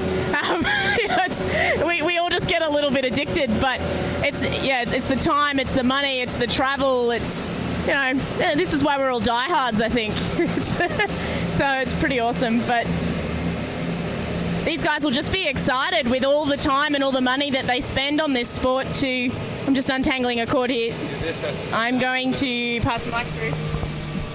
They'll just be excited to get in some fantastic racing, given the amount of time and money that they spend on their moth sailing and their sailing elsewhere. So... Ta-da! We're now untangled. This is the Perpetual Beep Show Productions. This is like a pole dancing studio now. We're just sitting around and around. We're untwisting like the top mark, just unwinding ourselves. It's fine. String rule. I think we might be looking at another number 3. That was a good time limit. I mean, that was a good length of time for that last race, the 35-minute mark rather than the 20. Nick, also, I want to thank you guys for, we got some 400 viewers right now, which is a great number, and I think will only increase for today and tomorrow. But another spectacular race on call, breeze holding at 15 knots or so and bigger puffs, and keep on watching, guys, because 400 viewers at the average watching speed is sort of, it usually means about 4,000 an hour, so that's pretty neat. We love it. We love all you guys watching at home and watching on the road, I got a message from a good friend Andrew Priest at Sunset and Vine watching over in China, and everyone's getting ready for the Volvo Ocean Race stopover in Sanya. That's pretty exciting stuff. And of course the Dongfang team well ahead. Big ups to all of our friends in Barcelona and our friends at the FNAB with the Barcelona World Race, and big bummer to our buddies in England at 5 West with the Alex Thompson Racing team with another dismasting. So that's super tough, and we hate to see it, and maybe Alex will start dinghy sailing now. But yeah, no, all good stuff, Nick. We're really, really, really happy to be here, and I can't thank everyone enough for making it happen, especially you. Oh, thank you, Alan. I don't think it's just me. It's a massive team effort. We've got so much happening here behind the scenes on the camera that you guys don't see. And but that said, it's really awesome to have all of you tuning in, as you said, and your feedback and the comments and having you involved. I mean, we're all here because we love our sport, and it's great to see how many people also love the sport. To have you guys tuning in is just fantastic. You can see just around the corner here, speaking about people who love the sport, Scott Babbage is sitting to leeward of Josh McKnight, probably congratulating him for that last race, even though he hasn't had the best day. He's definitely seen as a senior figure for a lot of the more junior sailors in Australia. He's involved with the 7 skiff team, and they say that he just really keeps that team grounded. He's just one of those people. So while he's had a tough day, it's not, he's really someone who's passionate about moth sailing in the sport. So I hope he has a better race in the last one today. That would be nice to see. But that said, it's going to be tough to beat someone like Peter Burling, who's just really dominating in all conditions. It looked like Josh McKnight had a firm lead on that previous race coming into the last lap. He took a jibe at the top mark to try and do a 50-50 to keep the leverage on Peter Burling, but it just didn't pay in the end with the breeze coming out of the top left of the course again. Seems to be that in the lighter puffs it's paying to the left, but when the big puffs are coming through, they're coming from the right, so they must be able to get around this headland when they're a little bit more up in pressure at that plus 18 knots, whereas the smaller puffs are coming over that saddle, as we showed you a little bit earlier. 20 left from the last start. Wow. 20 degrees left from the last start, so that just shows potentially how much that top left is paying. Guys, a big shout out to the Sydney Boat Show and Mel and the yeomans up at deckhardware.com.au. Thank you guys for watching and putting it. Now get to work. Now they're doing a great job, Mel, putting together that boat show, and go check them out. I think it's this weekend, right? Yeah, the Sydney Sailboat Expo, I believe is in a month or so. All right. But yeah.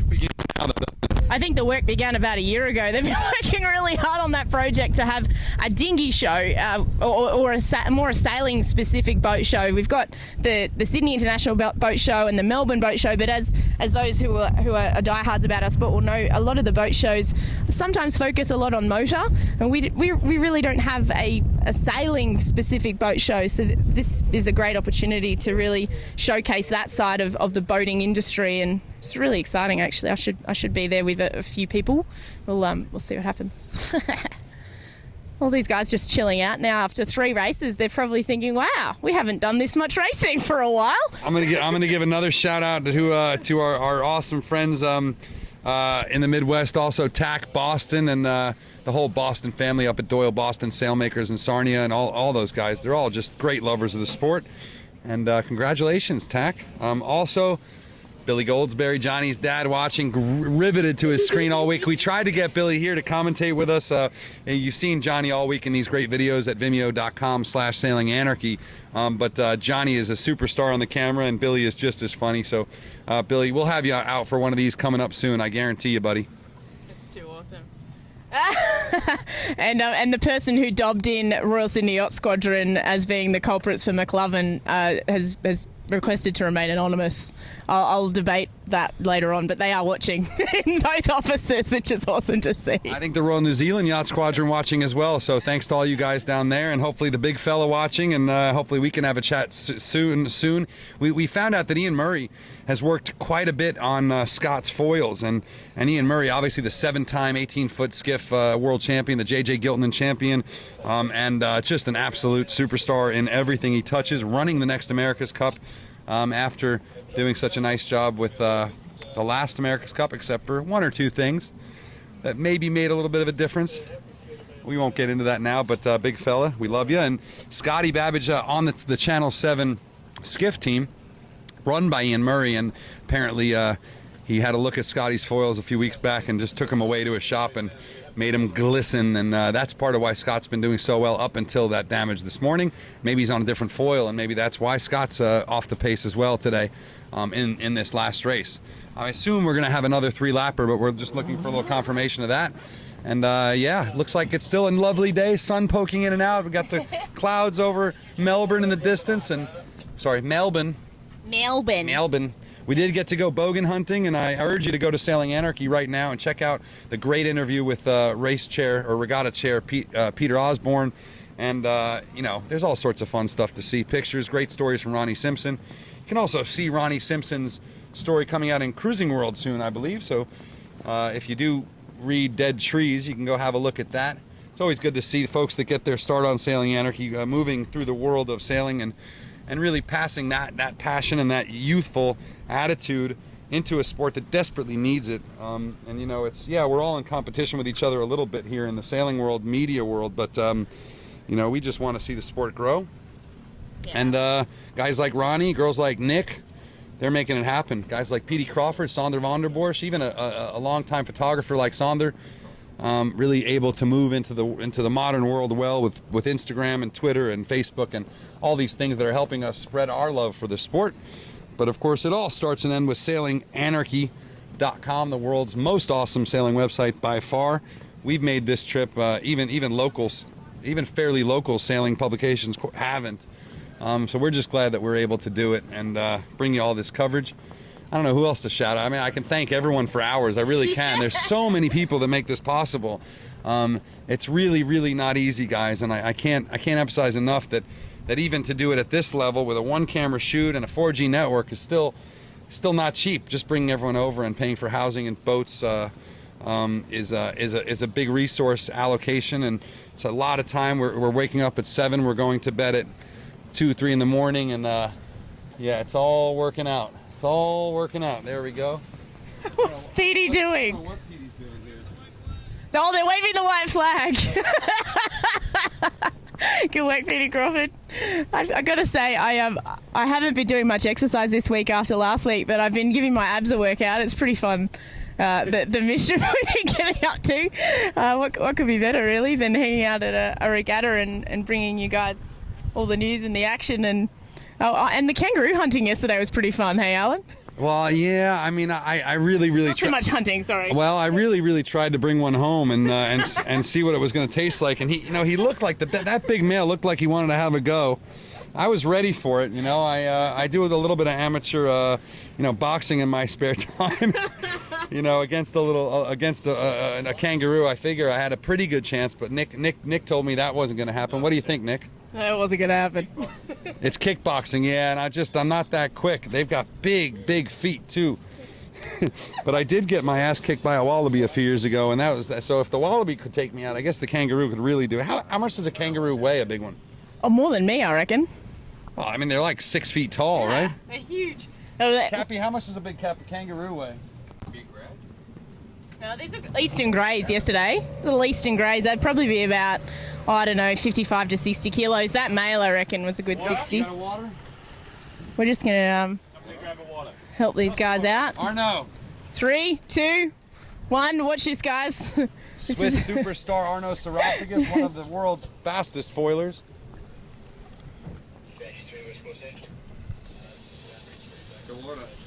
Yeah, we're coming. This is tricky.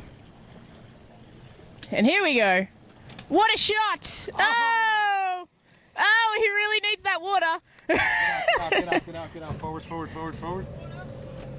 Got another one? It looks like we're now supplying water to the entire fleet. This water is brought to you by Sperry Tops. You can tell that these are not really sports, these are not really ball-playing athletes. None of them catch anything. That's why we sail, right? They definitely don't play cricket. They don't play cricket. Ugh. I would hope this is a little bit more interesting than cricket coverage.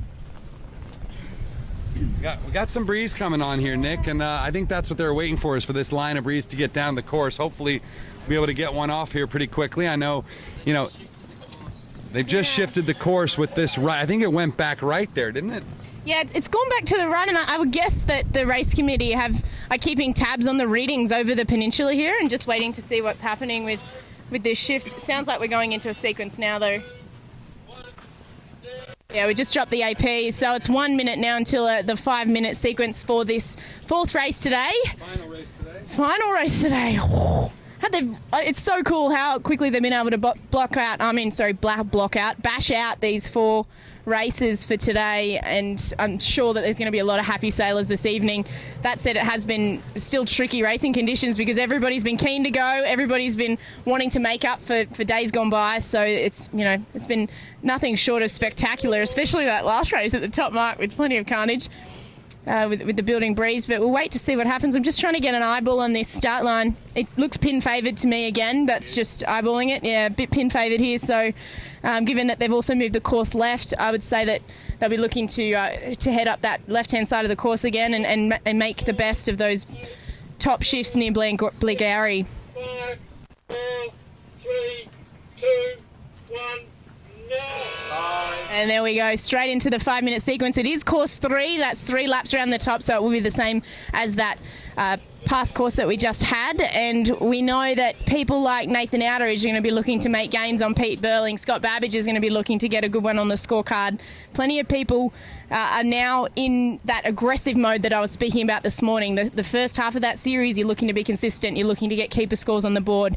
Now, as we're approaching the end of this series, even though there's potentially 4 more races to go tomorrow, these sailors are going to start getting aggressive. They're going to start pushing this line a lot more. They're going to be looking to hold their lines. They're going to be looking to get into that top mark. So even when we're talking about wanting to play it safe and stay on the foils and do all those things right, you can't help but now you start thinking to yourself about the scorecard and about where you need to place yourself and about who you need to start next to, about who you need to be starting to make gains on the course. And it's just the way that the game works, as I'm sure a lot of you guys know, that it's not just about your sailing, which is why I guess I was surprised when I saw Dave Lister pop off on his own down that run, because now it's all about staying close to your competitors and making sure that you're making the gains that you need to make on the scoreboard. So we'll no doubt see Pete Burling playing it safe. He can afford to play it safe. He's one of few who can afford to play it safe, because this is his regatta at the moment, and we'll be looking to see what the other guys are going to do to try and take Pete Burling off the perch that he's so nicely made for himself.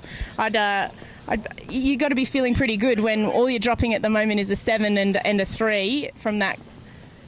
I mean, when you're thinking about that as being your drops, whereas there are a lot of others dropping DNFs or time limit expires or U flags or the like, with plenty of breakage as well. A few people still upside down, given that we're already within this start sequence. We'll start to see the leaders now head down towards the pin. Excuse me if I'm not looking straight at you, it's because I'm trying to get eyeballs on what's happening. 3 minutes to go. The U flag is up. For those who may not have seen the U flag in effect before, I did talk about it a few days ago. I tend to call it a soft black flag. So you're not allowed to be over in that final minute in the H. But if there is an abandonment or a general recall or an AP that goes up within the sequence, if something major happens, then you don't have to carry that black flag through. So there's a lot of race committees now using the U flag, because it does ensure that the race gets away on time. And when this race committee are trying to do the best that they can to get these races in for the sailors, they can't really afford to mess around with the Blue Peter. They really need to say to these sailors, hey, we're serious. We really want to get this start away. So don't mess about. And it is a good line, even though it is pin favoured. That's what usually happens with a good race committee. They'll set that line pin bias maybe about 5%, just to keep the boats away from the committee boat. Especially with Moths, you don't want any breakages happening off the start line, that's for sure. And Nick, I don't really see anyone up here going for the sort of far away start that you see. You see guys up on the course to the right, and then they sort of stream in really fast for the boat end start. No one's doing that. Now, whether that's because the guys want to stay on the left or because they're just afraid of this U flag, I'm not sure. But a little bit of an update scoring-wise, Burling is quite close to wrapping this regatta up, actually, with all the drops that they get. 3 drops. He's one more good race, and I think he drops a 1. So when you start to drop bullets, and that hasn't happened. No one's won a Worlds with all bullets in a long time, since Rowan Veal in 2007, actually. So yeah, it's pretty special stuff that Burling is doing. It really bodes well for Emirates Team New Zealand in the next Cup, because especially these AC45s are going to be one design foilers, and Burling, I mean, you put him in anything on one design, and then he's going to have an even bigger advantage. We're getting inside 2, 2, 1. There's our 1 minute, folks, so we're going to start pushing in here. And this is the stuff, and I think, Nick, why don't you go and grab the camera? I'll do that for sure. And we'll have Nick shoot, and I'll do a little commentary here, because we're going to have our team. Yeah, get out of our way here. You can really start pushing in here behind him, Mark. And just stay sort of just behind him is a safe spot. Thank you, Neely. You're welcome. Where are you going? Okay, turn up here. I'm gonna have to swap. No, we're good. Here we go. So we're watching the guys come in here, and all the way down this end. I don't see a lot of the top sailors down here. Rowan Veal all the way out here on the right. Rowan is the furthest out to this side. We've got one boat foiling across the fleet right now. That looks like, yeah, I don't know. Tom Johnson in the middle. It might be Tom Johnson, yeah. And down here we've got Pat Wilson.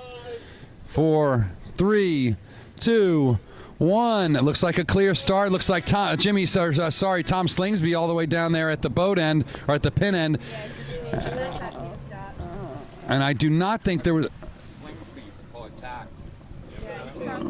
Slingsby is crossing the fleet on port. Keep up with Slingsby. Keep go forward. Oh, we got a tacker. I got you. You can just turn the boat a little bit. Okay, we got a boat that's going to bear off it here at us for in a second. Oh, he's on it. Oh, stay here. He's on the anchor line. 4135 is on the anchor line. That's Andrew Campbell. He's stuck on the anchor chain. And his foils are, I think he's clear. Oh, no, he's still stuck. Nope, he's free. Okay, so now we can rotate a little bit here. Forward on the left engine here, rotate the boat, and we'll watch what's going on. Slingsby, if you can see out here, Slingsby all the way up here. Port tack the fleet, so Tom Slingsby doing it up, doing the righteous move there, port tacking the entire fleet. And Nick, come back a little bit so you keep it out of the spray. Good show, and we're watching the fleet. You got a guy. Yeah, all right. So Tom Slingsby in the lead right now, and we know he's fast upwind, and we'll see if he can keep it together on the downwind and protect against these faster sailors downwind. But Slingsby with a brilliant start. He's really trying to show everybody what he's got here. You know, certainly Slingsby definitely in the mix for a potential helming spot on the Oracle Team USA. Certainly in the AC-45s, but who knows? You know, Jimmy Spithill he's certainly got his job. No one's going to take away his job, but when Jimmy's feeling a little bit old, he might want to pass the torch over to Tommy.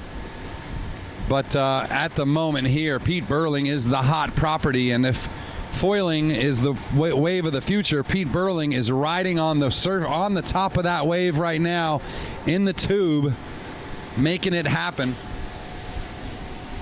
So we are going up to the right of the fleet right now. We are sort of on port, heading up with the fleet. It's barely a 1 mile. It's only a 1 mile beat right now, but they are going 3 times round. And again, the target is for about 3 minutes for that. Oh no, Nikki Medley. Oh, we wish you were here, Nikki. You got to see Patty running around at the top there. And we sure do miss the U.S. Moth girls, of course, the lovely Christy here with us. And Christy may be out with us tomorrow for some more beautiful American woman action. But to Nikki and all the wags back home watching your men, and Mallory and Sharon and all the female supporters of the Mothies, we love you. No one would do it without you. I think that's half the reason why these guys sail these boats, is because you girls love it so much. A lot of people who are involved with sailing will know just how much those support crews mean. I mean, everybody behind the scenes putting in the effort for the logistics, and the boat builders like SOS that we mentioned earlier. Like, there's so much that goes on, but I mean, we wouldn't be here without the people that are supporting us. But these sailors as well, they're leaving their families at home and whatnot. So a big shout out to all the support crews, not just for the Mothies, for everyone. It's just brilliant. Seriously. All right, going. We love it. We love the sentiment. And by the way, that Sydney Sailboat Expo is April 18th and 19th, I believe. Check it out. Go to Google and punch in Sydney Sailboat Expo. And yeah, really good stuff. Sydney is Sailing Anarchy's top city in the world for viewers. And while we are predominantly, so about half of our viewers come from America. Half of our 2 million unique views per year come from the U.S. Here's an interesting fact. Big spread on this fleet already, but everyone except for one boat at the moment is on port. So maybe that's the left shift that we saw. Maybe that's why the fleet really was pushing down the left end of that line, as they knew the lefty was coming. And yeah, so right now it's hard to tell. Yeah. If I can bring my eyes up for just a sec, I can tell you what's happening. I'm going to zoom out. Yeah, we're going to spin anyway, so. Just let me have a bit of a look with my eyeballs. Scott Babbage is not looking too terrible in the middle of the course here. That's nice to see. And on the most left side, yeah, Slingers is well out on the left-hand side. I can see Joshy McKnight as well is out on the left. But whoever's going up the middle of the course now, it does look to me, it feels to me like there's going to be a bit of top right action happening up here as this pressure starts to increase. So we might find these people coming through the middle of the course will actually be the first around. They've taken advantage of that early left shift, and then they'll come in on the next phase, which looks to be right. Just from my gut instincts anyway. Well, your gut has been pretty much right all along there, Nick Douglas, and you know, I got to tell you, we're just as frustrated as you are that we can't be at the top mark and the bottom mark, because it's, I mean, I want to see these barraways as much as anyone. I love to see the wipeouts, and I like to see the big passes that get made in that first sort of 200 or 300 meters after the top mark are always really fun to watch, and they usually set the pace for the rest of the run. Slingsby is in second place at the top mark from what we can see. Can you tell who's in first? All right. A white luff sail in first place. That could be any one of it. It could be AMAC. It could be Bora. Could be a few people. I really do wish these boys would and girls would get some color variation. It would make our lives so much easier. But you know what? The media is a big part of the success of this class. And I know they all love having it broadcast around the world, as do you guys. And I think that if we can help push them in ways that maybe makes the product a little bit more watchable for the average sailing fan, I think that's great. You know, I think obviously we're not out here marketing this broadcast to non-sailors. Yeah, plenty will watch, but that's not who we're looking for. We're looking for the millions of sailing fans around the world. Unlike, say, the Volvo Ocean Race or the America's Cup, we don't need to reach 100 million people for this to be a big success, but over the course of the week to have a couple 100,000 people looking at all the videos and all the pictures, it's really, really fun for us. Already over 100,000 people. Looks like Chris Rashley was first round the top mark. Oh, excellent work for Rashley. Despite sailing a boat that is quite a bit better known for being a light air flyer. And we're looking at Rashley right now. Slingsby 10 lengths behind Rashley. We don't know where Pete Burling is just yet, but Slinger's unable to turn that port tack bombing start into a lead at the top mark. Maybe because of that lefty, he was on port going down the right. Yeah, so looks like the whole fleet's staying on starboard at the moment. And yeah. What was I just gonna? I totally forgot what I was just gonna say. Now. Oh, got a little one from Nikki Medley. We do love the Moth girls. There's so many awesome ones. Well, we're going to have Nick Douglas get on a Moth one of these days here. We only got one day left, but I think that there's a lot of guys that want to give Nick a shot at it. As you can expect. A shot at a Moth. Sorry, that came out wrong. Usually I intend those to be that way, but I didn't mean that one. I can take it. Oh, wait. I don't think we'd have you here if you couldn't take it, and I don't think you would have stayed if you couldn't take it. But do head over to Adventures of a Sailor Girl on Facebook and like them, and at your leisure, check out Nick's awesome radio shows. I've got an app too. She got an app too. Download it on the iPhone Apple Store. And just check out Adventures of a Sailor Girl. Or is it Sunset Radio, the app? You can go to sunsetradio.co. There's plenty of action there, including the Solace Big Boat Challenge and also the Rolex Sydney Hobart coverage that I did. But nickdouglas.org is where you can read all about me, and it'll give you all the links through to everything. She is worth watching, this girl, and both for her sailing and for her commentary. We certainly see Nick as a rising star in this new world of sailing commentary that is becoming more and more important by the minute. You know, boy, it's a lot of fun. Girls that have worked with us in the past include Jenny Tulloch, and you can check her out from the awesome. You can. This is a really good spot. Yeah, but I know we need to bow into this stuff, or we're just going to go way too fast. Just excuse the coverage. Yeah, I'd like to go bow forward here, and just nicen up in here. You can be, quite a bit closer to these guys. I don't think so. This is Rashley right here, actually. Yeah. So we're just going to spin a little bit and work our way upwind a little so we can get this good stuff for you. Sun's coming in. Check your levels. That's the right direction. There we go. We're getting there. Keep going. This is Chris Rashley. Chris Rashley coming back from a horrible back injury with a big lead at the first bottom mark. And look at that work. There he goes.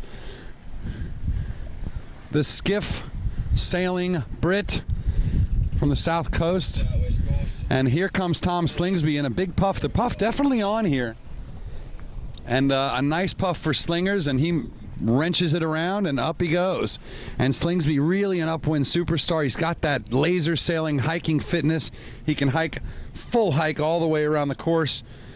And now just behind him, here comes Burling. Oh, big wreck from Chris Draper. A big crash from Chris Draper, the Luna Rosa skipper. And Draper was right neck and neck with Burling, and Burling just unconscious. I mean, he's just unconscious. Look at him. He looks relaxed. He's just taking it easy. And he knows Nathan Outeridge coming behind. And just behind Nathan, we've got Andrew McDougall. Josh McKnight just behind AMAC. And then look back here. Paul Goodison here on the outside, but ahead of him, Blair Tuke, the black New Zealand boat there, and Rob Goff just behind in Aus 7. Oh, that was a close one from Lee McMillan hanging in there. There's Glenn Ashby with the Blue Tramps. And here comes Scott Babbage coming around again, unable to really get it going. We would expect Babbage to always be in the top 5 or 6 in a race like this, but just not happening. Anthony Katoon, and then Goobs, and then looks like Bora. After Bora, we've got, not quite sure, Arno Saraphagus coming around here. And here comes Dave Lister, Kyle Langford, Stefano Rizzi, John Italiano, Chris Rast. Yeah, they are coming around. And again, it's getting a little bit puffy here. The sun comes out and the puff seems to come on every time. Very close to a little bit of a crash there. And we are sort of about halfway, 3/4 of the way through the fleet right now. This is the first bottom mark. Lots of yelling going on back here. I'm with Johnny. We're with Johnny Goldsberry. Hi to Dad at Billy Goldsberry watching. And again, please share this feed. We've only got 2 more laps after this until the day is over. Benoit Marie comes around with all those stickers on the French boat. We love Benoit putting all those stickers up. Very few French sailors made it into this gold fleet. I think Benoit may have been the only French sailor to make it in this gold fleet. Guys like Philippe Presti, the superstar coach and multi-hull sailor from Oracle. Guys like Loic Perron from Artemis and just winning the Route de Rome and France's Sailor of the Year for the 7,000th time.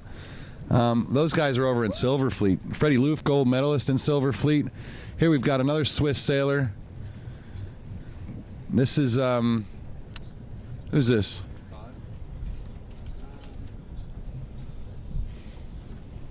Might be Silver Fleeter. Okay, so that's a Silver Fleeter. And way back in the pack here is Hiroki Goto, who won the first race of the finals. But he destroyed his foil the other day. Looked like he actually hit it on something, and the Samurai foil, yeah, that one's done. Who's that 4004? 4004?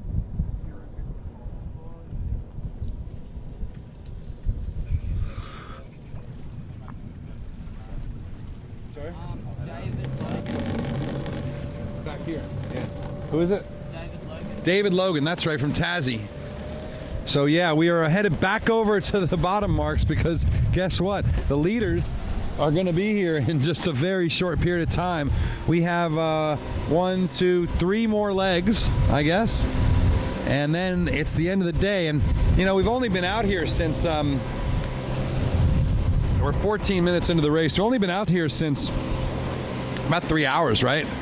We've only been out here for 3 hours, and it's really tiring. And one of the reasons these guys do only 3 or 4 races, despite the fact that they only take 20 minutes, is they're spent after 3 or 4 races. They're absolutely knackered. And that's why you can't, you know, well, if you're in a small fleet, you can keep pushing up here. You know, you can get a lot closer here. I think yeah, I mean, in general. Yeah, like, I mean, with a slower dinghy, you'd be looking at a 50 to 60 minute race, but you'd probably be covering the same amount of distance. So when you're thinking about distance and the amount of effort that goes in, even though it's a 30-minute race, they're still covering some serious ground. Yeah. It's because you're hiking so hard, and because it's so much kinetics involved and so much sheet out, sheet in, bang on, bang off, and the controls are so highly loaded, and it's just a massive amount of work to get these boats around the course. And these guys are very tired by the end of the race, and 4 races is plenty. Even doing the commentary, 4 races is plenty for me. I'm ready for one of those lovely Bundy Dark and Stormies down there. I don't think we should call them Dark and Stormies, though, because that's a Goslings thing. And we're big fans of Goslings rum, and hopefully Rainier and all the folks there in Bermuda are watching. But it's pretty tiring stuff. Keep in mind, I don't know if we're still going to do this live talk show. There's a logistical challenges, and the sailors, they're pretty beat when they get to shore, and we lost a bunch of days in the rain, and we can't really stream from shore because Australia's land-based internet is apparently about the same as Nigeria's. Although the 4G internet, the 3G internet in Sorrento is rubbish. Rubbish. But the 4G out here is blindingly fast. So if we could do a talk show out here, it'd be great. I don't think that one's going to happen. Sailors come out on the water. Well, we probably could. We probably could get the ribs out and do it up. But honestly, there's so much other work to do that I'm just not looking that much forward to it. What we will do, though, is we're going to try and stream the wait, we're going around the mark again, aren't we? Yeah. Right. So we're going to try and stream the actual awards to you live. I don't know if that one's going to work either, but we're going to give it a shot. And if not, we'll just record it and then stream it for you later. So we've got a back marker here. We'll see if we can figure out who it is.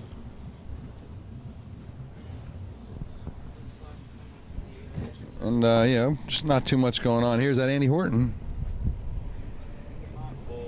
Yeah, that's Andy. Star World Champion, I believe.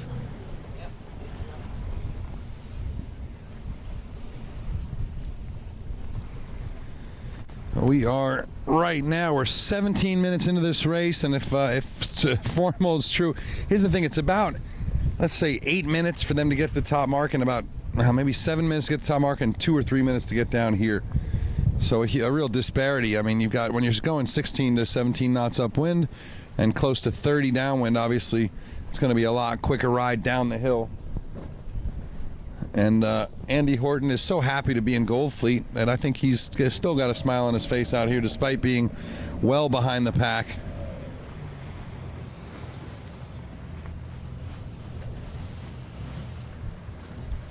Yeah, Nick, yeah. Yeah, no.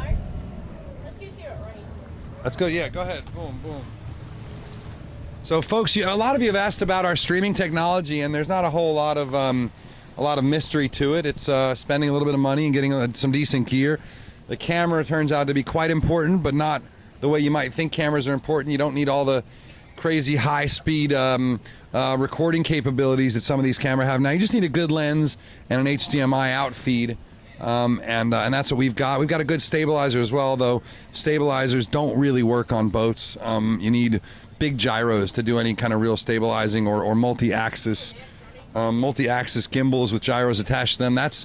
We start to get into the many thousands. Just a gyro is several $1,000s, and like Petey's got one out on the HD cam that we're using for the highlight reels. But yeah, that's a sum that would have broken the budget.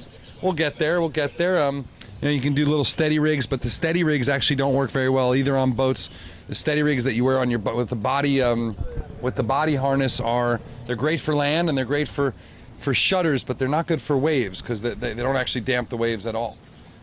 So that's one other issue. But turns out the hand holding with a gyro might be the best. Hand holding with a gyro might be the best of all. But yeah, we'll get that big gyro at the moment. We've got a new camera and it brings a really nice image. We've been unable to stream at 720p HD for various reasons, but I think the 480p feed is quite nice. It's near HD. It's good enough for government work. The camera runs through an HDMI cable down to what's called a Black Magic intensity box, which is an HD encoder. Then it runs into a MacBook, and then that goes out via YouTube over the web. We are back here. Is this a finish? No. Sorry, so this is the... And what a surprise. Pete Burling has passed everyone again. And there he goes. Pete Burling has got it. He is in first by a long way. All it took was 2 more legs, and away he goes. And just sits back on his foils, and off he goes. Now, it looks like another pass. Nathan Outer's about to cross in front of Tom Slingsby. Nathan makes the pass, heading around the mark.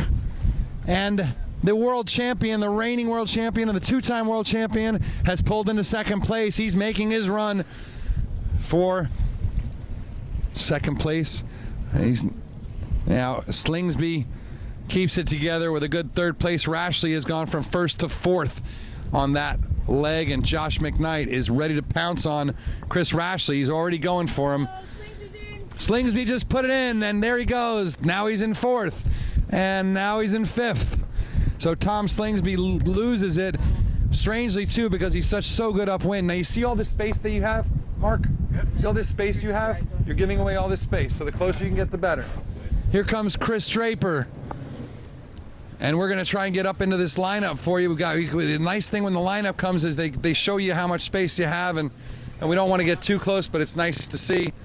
Kurt Warner coming around, and he's just looking for that spot to come back upwind. Great stuff here. That is Lee McMillan, I believe. The Tornado World Champion and 2-time Extreme 40 winner. Lee McMillan aboard the Muscat the Wave in the... Here comes Blair Tuke, that's Burling's crew. And here comes Ian Jensen, and then Paul Goodison. AMAC, no, that's Rowan Veal, actually, isn't it? Oh, they have the same sail number, don't they? 3,900, sorry. AMAC comes around. Anthony Katoon just behind from the Virgin Islands. This is a nice spot. Check this out. Babbage looks like he's got it together again, but again, just outside that top 10. So Babbage, I mean, obviously he's got so much time in the boat. He's a great sailor, but just not able to pull it together here. Great. No closer here. No closer. Tom Johnson. Yeah, now we're back up here. Back up. There we go. Back on right. Back on right. Back on the right. And forward on left. It's hold position. Glenn Ashby just coming around. Just trying to anticipate a little more, Mark. And back at you here, Dave Lister coming around the mark. Charlie O'Connor coming around. And here comes John. Sam Phillips coming around. There's Hiscox. Jim Woods. Bora Gulari coming around. And now it looks like Dean Barker down in this group here. Just behind 4003, Arnaud Saraphagus. Here comes Nils. Here comes Stefano Rizzi. Johnny Goldsberry.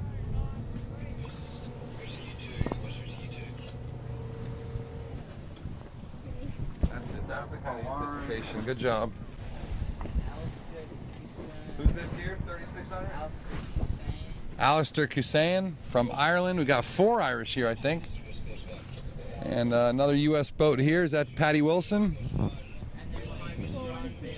That looks like Patty Wilson, and then Rowan Veal. Big shout out to Rowan. That was pretty ballsy doing what he did and coming out here and sailing the Gold Fleet and really putting together a nice regatta despite not having sailed the Moth in years. Does some twilight racing over in Melbourne on an Archambault 31. And here comes Thomas Freddy, the Italian, here with the white boat, and right behind him 3671. Looks like Julian Salter, comes from a fairly well-known name. JOS, James Owen Smith coming around. And then 39.65 is what, George Pete? 39.65. Rome Kirby, that's right, sorry. And yeah, Charlie White, young Charlie White's 17 years old, I believe. Back here we've got 40.56 coming around. You want us to go back or forward? Right? Here comes Benoit Marie and Hiroki fighting it out. And Annalise not having the great race she had last one, but still I think probably has pulled into the lead for the women. Harry Miles just behind. Dave Logan just behind him. And here comes more Irish action. Is that a Grateful Dead sticker on that? Oh, that's Japan, no. Thought it was a Steal Your Face.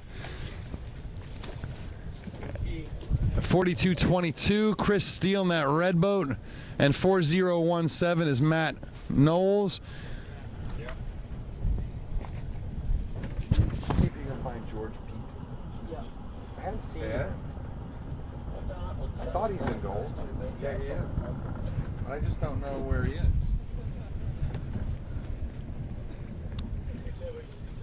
Bow number 103. 4163 is sail number. Bow 103, 4163. We'll keep an eye out. We just haven't been able to see George Pete. I don't know, maybe he had an issue and he's on the beach. But I haven't seen him out here today. We're going to make our way to the finish line here shortly. We're just catching the tail end of the fleet. If you are just joining us, we thank you for just joining us. My name is Mr. Clean. This is the Sailing Anarchy, Sperry Topsider, Line Honors, Yacht Racing, Outfitters, Perpetual Shit Show Production, Production, On the Water Anarchy, broadcast of the 2015 Moth World Championship. If you're stumbling upon or redditing upon this feed, these are the International Moth dinghies. This is the fastest sailboat in the world of its kind, and really the fastest sailboat in the world pound for pound, and up into about 50 feet there's just nothing faster. And it's a super high-tech conglomeration of carbon fiber, steel, and titanium. The entire boat weighs about 70 pounds, and you can pick it up by yourself pretty easily. And these boats will do in excess of 30 knots in the right conditions, but they'll sail around the racetrack at 15 to 25 knots all day long. And they're pretty spectacular. Right now, we are in the 11th race of this championship, the 12th race of the championship, the 5th race of the finals. There's 160 odd boats competing here, but only 80 on this track. There's 80 more on the other track, but they're already on the beach. This is the Gold Fleet. It includes multiple Olympic medalists, America's Cup sailors, Volvo Ocean Race racers, and everybody from the top end of the sport that loves going fast. And there's even some slow boat sailors here, Starboat sailors and America's Cup monohull IACC sailors, and they've bitten the bullet and joined the modern world where fast is fun. The Moth class is known as the I wonder if it's going to be better on the other side of the boat there. Mark, I wonder if it's going to be better on the other side of the boat there. I think it is. I think we'll do that and go on the other side, and I don't care about the actual line, but I just want to get them coming in nice, you know? So that's where I think you want to be. Yeah, and I think you're going to be just sort of down here a little bit. See where Bo's boat is, kind of not quite, about half that way, and then just up in there holding station. Yeah, so we're just getting in position for the finish, guys, and yeah, people, a few people have asked about Bora's speed. Obviously, Bora's got a lot of fans out there, and he's sort of a bit of an internet legend for all of us who've watched his performance throughout the years and watched some of those memorable videos of him capsizing at the top mark in the gorge and in Oregon, and then passing 5 boats, halfway down the run to stomp off to a victory, the same way Pete Burling is doing right now. So Bora's got a lot of fans, and do we know whether his boat speed is a problem with his gantry? We don't know right now. We'll ask him when we get to the beach. But the reality is that we all know Bora is very, very fast in these flat water conditions, and it's a big. I mean, I can't explain him being sailing around in middle to the back of the fleet, other than, he's just not. He just doesn't have it. He's just got some issue with the boat. Maybe the upright to the rudder is destroyed or is taking on water. Maybe it's the flap. Maybe that gantry. When the media boat hit the gantry, maybe the geometry got thrown off, and in fact, that's why there's a big issue. So, yeah. All right. So let's. I'm just gonna have a look, guys. Average. I wonder if we can get. Average is in third. We've got Burling, Slingsby. Almost like to be up above the mark up there, It'd be such a good spot. Well, we don't have time to get there, but here. All right. Well, they're coming in now, guys. Here they come.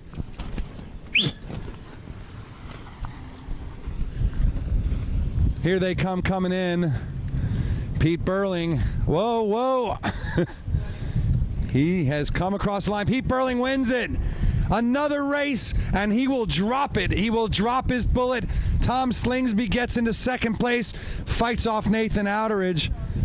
Nice work from Slingers after an OCS or black flag or U flag, whatever it was, the first race. Can you spin, please? Spin right, all the way right. Your other right. Okay. Here comes Nathan on a big puff, just rounding that bottom button hook mark, coming in hot. And Nathan Outeridge lost Tom Slingsby, but he will hold together for a third place and will, I believe, cement second in the championship right now. And just behind him, Josh McKnight will blaze into a strong third or fourth place for the race, and that will probably put him in a strong third place for the overall results.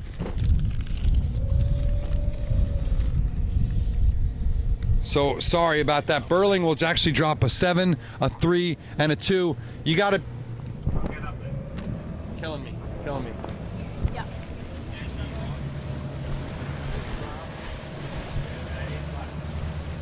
All right. Let these guys through.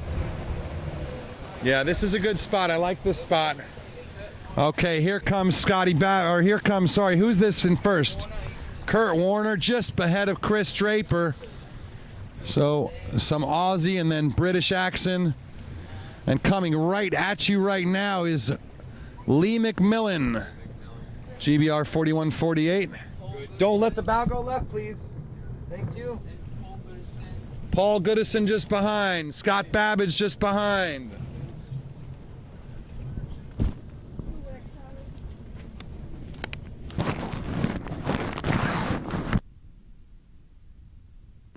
Focus.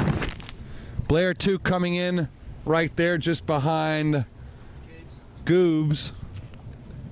So the regatta is holding form. Not a lot of big surprises here other than the omission of several pretty important guys like Bora. I have not seen Couta, but look at this. 3 abreast they come in. This is actually Couta just behind 4205, which is Glenn? Ashby. Here they come, right at us. Here comes AMAC will get this group just behind him, 42-47, then one of the Italian twins, the one that didn't break, and then maybe Ray Davies up there. Yep. And it's a pretty long way back to the next one. Kyle Langford, the Oracle Team USA sailor, coming in next. Now the first 15 have come into this finish, and you got to see them here live. And guess what? If you missed them, just click back on your little YouTube channel, we've got that set up where you can just slide back a minute or so and watch them yourself and write them down and, well, put them on Facebook if you want. We don't care. That'd be pretty cool, actually. Put the finishes on Facebook on Sailing Anarchy. Maybe that might win you a hat. The North South Australia Loft Hackathon here. I'm not going to say whatever you just said because I don't care. Here comes a little more. What do we got here, guys?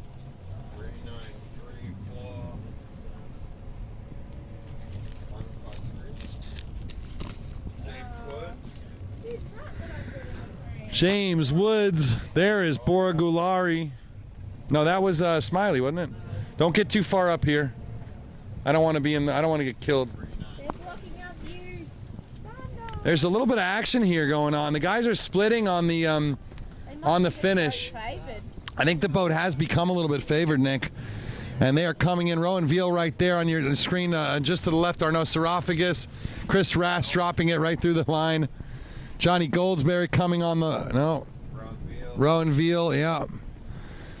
So there's the back of the fleet. It's pretty cool that you can just click stop and see who it is. So just so you know, if you're curious who won, you can just press pause and you're good to go. Stefano Rizzi was there. Here comes Patty right behind us. Go, Patty. Yeah, that's all right. We're still on rest. Here's three abreast here. Let's figure out who this is, boys. Looks like Dave Lister behind, coming in on the reach, and he's already rolled them. So Lister just went in, just got into the lead of that group right there. Chris Raston, a dangerous spot on the finish line, and Dave Lister will beat that group across. And who? Jonathan Haycutt from. Here's Nils on the left here, and 40-20 on the left. So really tight racing there amongst that four. I think my voice is starting to go. Usually yesterday. Warren Sayer coming across the line. And then that is Tomas Freddi crossing the line from Italy. Looks like Hiroki maybe. Yeah, but Hiroki coming across. The original samurai gangster. And 30... Yeah.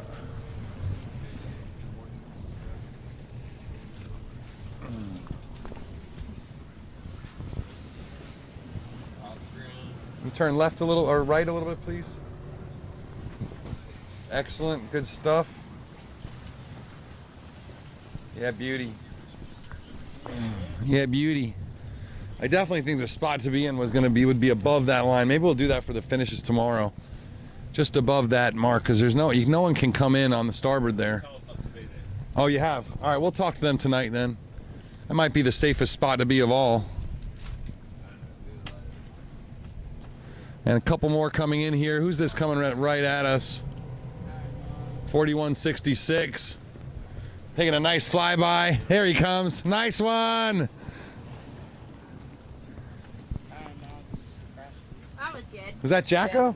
Yeah. Benoit Marie. Got Benoit Marie finishing. We got Annalise finishing. 3785 finishing. Is Harry Miles upside down? Yeah. Yeah. Harry Miles had a little bit of a issue. 4004 Dave Logan.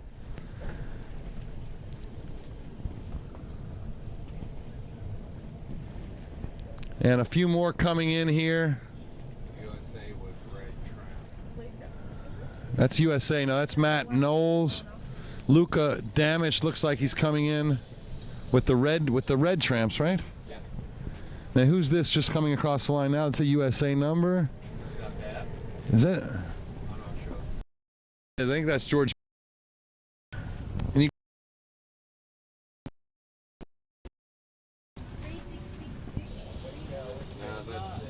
That's 4163.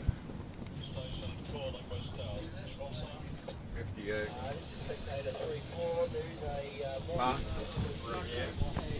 It's not? It's not George P. No, it doesn't look like Georgie. And is that it? No, we've got a couple more. 4211. Here with the capsizing.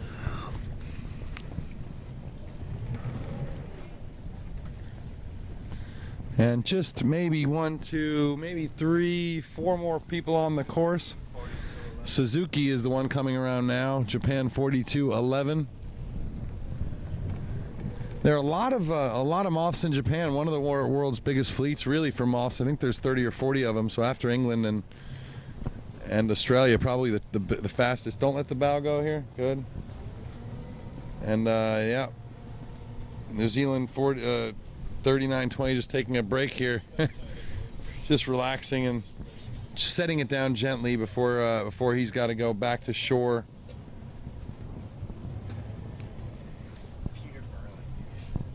Peter Burling is unconscious. In fact, we have his drops here for you.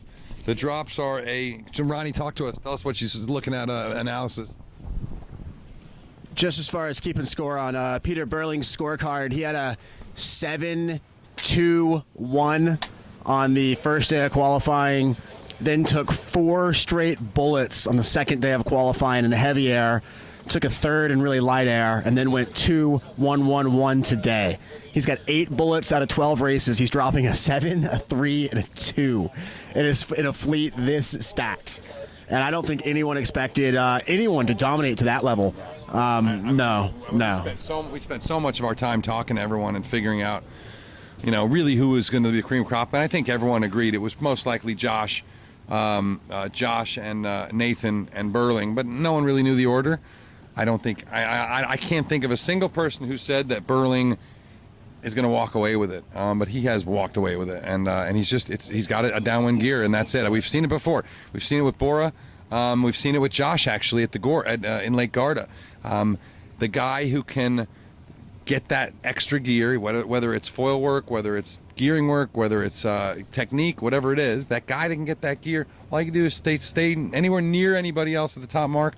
That 2 knots or knot or 2 knots that you have downwind makes you look like a genius, doesn't it?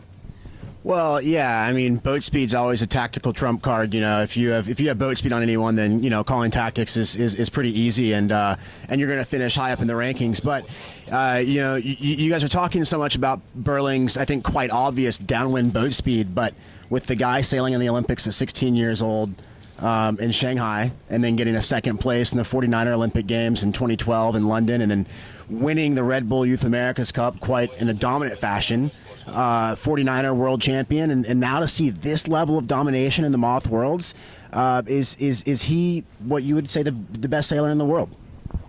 That's a really hard one to call, but I think if you're going to say who is the most promising sailor in the world for the future, I think there's no question. And the way that the top end of the sport is going, where everything's about apparent wind sailing, super high speed sailing, and reaction time is the most important of them, Burling has obviously got some real talent there. Whether he's better than Nathan Outeridge across the board, who knows? It's super hard to say. Whether he's a better overall tactician than Tom Slingsby, I don't know. But I tell you what, when it comes to reaction time, commitment, the ability to just send it, and outright speed, he's showing the world what he's got. And really interestingly, Sperry Topsider and Sailing Anarchy are going to go down to Rio de Janeiro this year for the test event before the Olympics. And all of a sudden, I'm really excited. Olympic sailing for me has always been a little bit, it's sort of a fringe thing that, at least Americans have very rarely cared about, and I very rarely follow it, other than just to see how my friends are doing. And I think this year I might be pretty excited to watch that 49er action, Ronnie. Yeah, and in the last Olympics, you did see sailing got omitted entirely from television, and that's where good Sailing Anarchy and Sperry Topsider is going to fill in, bring you all that action, hopefully live. But like you said, just to see with the top guys like Nathan Outeridge and Peter Burling, and now you've got Blair Tuke and Ian Jensen and all these guys that are not only racing the America's Cup campaigns, but also helming their own boats here in the Moth Worlds. It's going to be great to see all the top guys now, with there being so much sort of fast, lightweight planing boats are now the emphasis. So to see an Olympic class that is so relevant with the top sailors in the world doing the Olympics, I think it does add another level of excitement, like you say, in the next Olympic Games. Thanks, Ronnie. Back in the hole. I must have screwed up. Ronnie Simpson doing an awesome job out here. Check him out, Ronald A. Simpson on Facebook. Nick, come have a seat with me. And young Charlie Heim, take the camera. Let's do a little bit of a close here. Yeah, you good? All right. You had a good day? Yeah. I had a good day too. Here, let me turn this around. Yeah. Yeah, we're rocking this. It's been a really, really good day. Finally, we got one. I think we can all be really, really proud of just what an exciting thing this is to be part of, whether you're at home watching or helping us out on the feed or commenting or sharing our feed on our link on Facebook. You're all part of this. This is modern media, guys, and it's really, really a pleasure to be able to share this amazing event with you. There is no spectacle in the world like the Moths, and I spend my entire life watching sailing, and there's just nothing like them, and it's so nice to have 4 races in the perfect weather, beautiful sunshine. It's the most amazing bay in the world, and a New Zealander spanking the Aussies like there is no tomorrow. It's pretty awesome. It's a lot of fun to watch, and I guess Nick, I mean, what's your sort of takeaway from today? What's your favorite part of the day? My favourite part of the day was definitely when we were at the top mark watching the carnage. But no, my favourite part of the day has been seeing some good weather, seeing some sailors get to go do races, which is what they're here for, and I mean, seeing everybody up and about and foiling and enjoying some great conditions. I guess this is what Port Phillip is like on a good day, and I think the race committee have done a great job, and I'm really proud of them for sticking at it and getting in 4 races after what's been really difficult for them to deal with. But that said, I know we've spoken a lot about tactics and boat speed and whatnot, but I think that Pete Burling is also just showing really great maturity. Whenever we talk to him on the beach, he's just got his mind in the game, and I think that's something that's really given him an edge as well, personally. So it's been nice to watch. And he's certainly cagey when we talk to him on the beach. We keep asking him about his advantage, and he always just says, "Well, I'll just send it," and I'll just send it. And whether he's, they've got that rake system, but if he was going so fast, you'd sort of expect Glenn and Blair to be just as fast with that rake system. And even though Blair is spectacular and certainly second best Kiwi on the course, and Glenn doing really well as well, they don't have anywhere near the speed of Burling. So yeah. I can't say it's just the rake advantage, and they have the only ones on the course. Maybe one other boat has this rake system. I can't say it's the rake advantage. I can't say it's the foils. I've had a good look through the boat. Nothing really that special there. They do have the canting rig, which I think is probably going to be, like, I think every top boat except for Josh has the canting rig.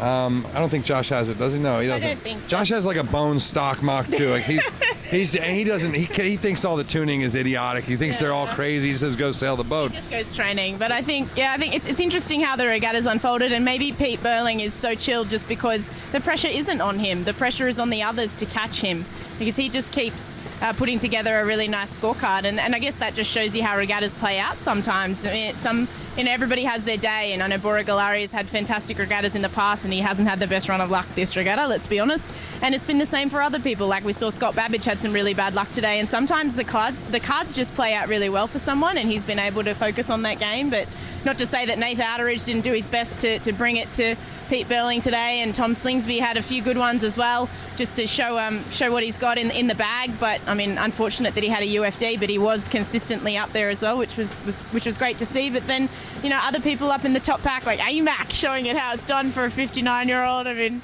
it's just really nice to be able to come in after a day's racing and be excited and not disappointed about the conditions. And some of the other stories that excited me is Annalise Murphy.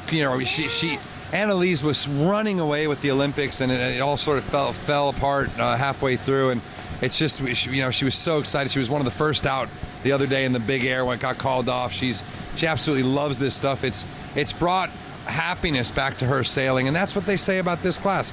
This is the class that the world's best sailors come to enjoy sailing again. And you can see it on their faces, and we're excited to go check it out and talk to them on the beach. Be sure to check in on Sailing Anarchy in 12 or 14 hours for another spectacular highlight reel from Petey Crawford and Penalty Box Productions. Get over to facebook.com/Sailing Anarchy. Sander van der Borg, one of the world's top sailing photographers, has been putting up high-res photos throughout the day.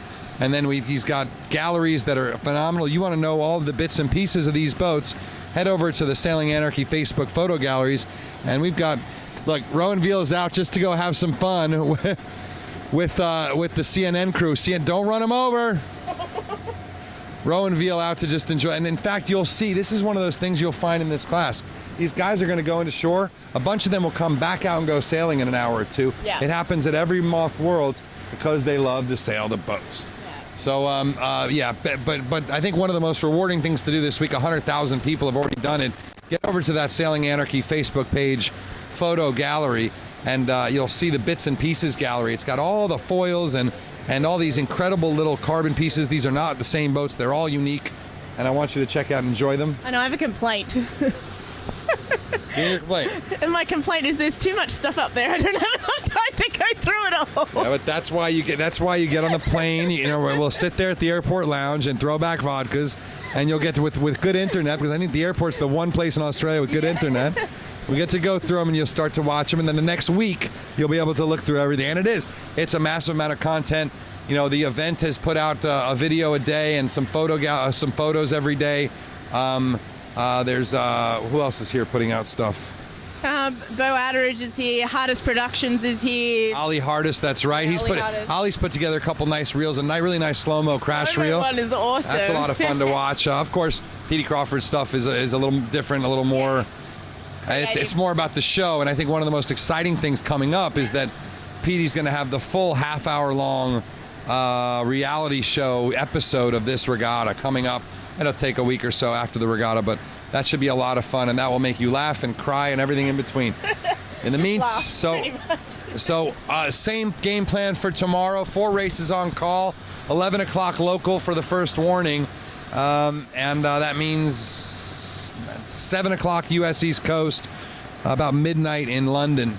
I think that's about right. So be sure to check it out on the front page of sailinganarchy.com. Also, one more thank you to Jeff Waller and the Boats on TV guys streaming live as well. Pierre at Valencia Sailing. All you guys who are streaming the regatta, I will owe you a favor. So anyone at any other major websites that wants to stream it and let me know and show me you're streaming it, and I might have a hat for you.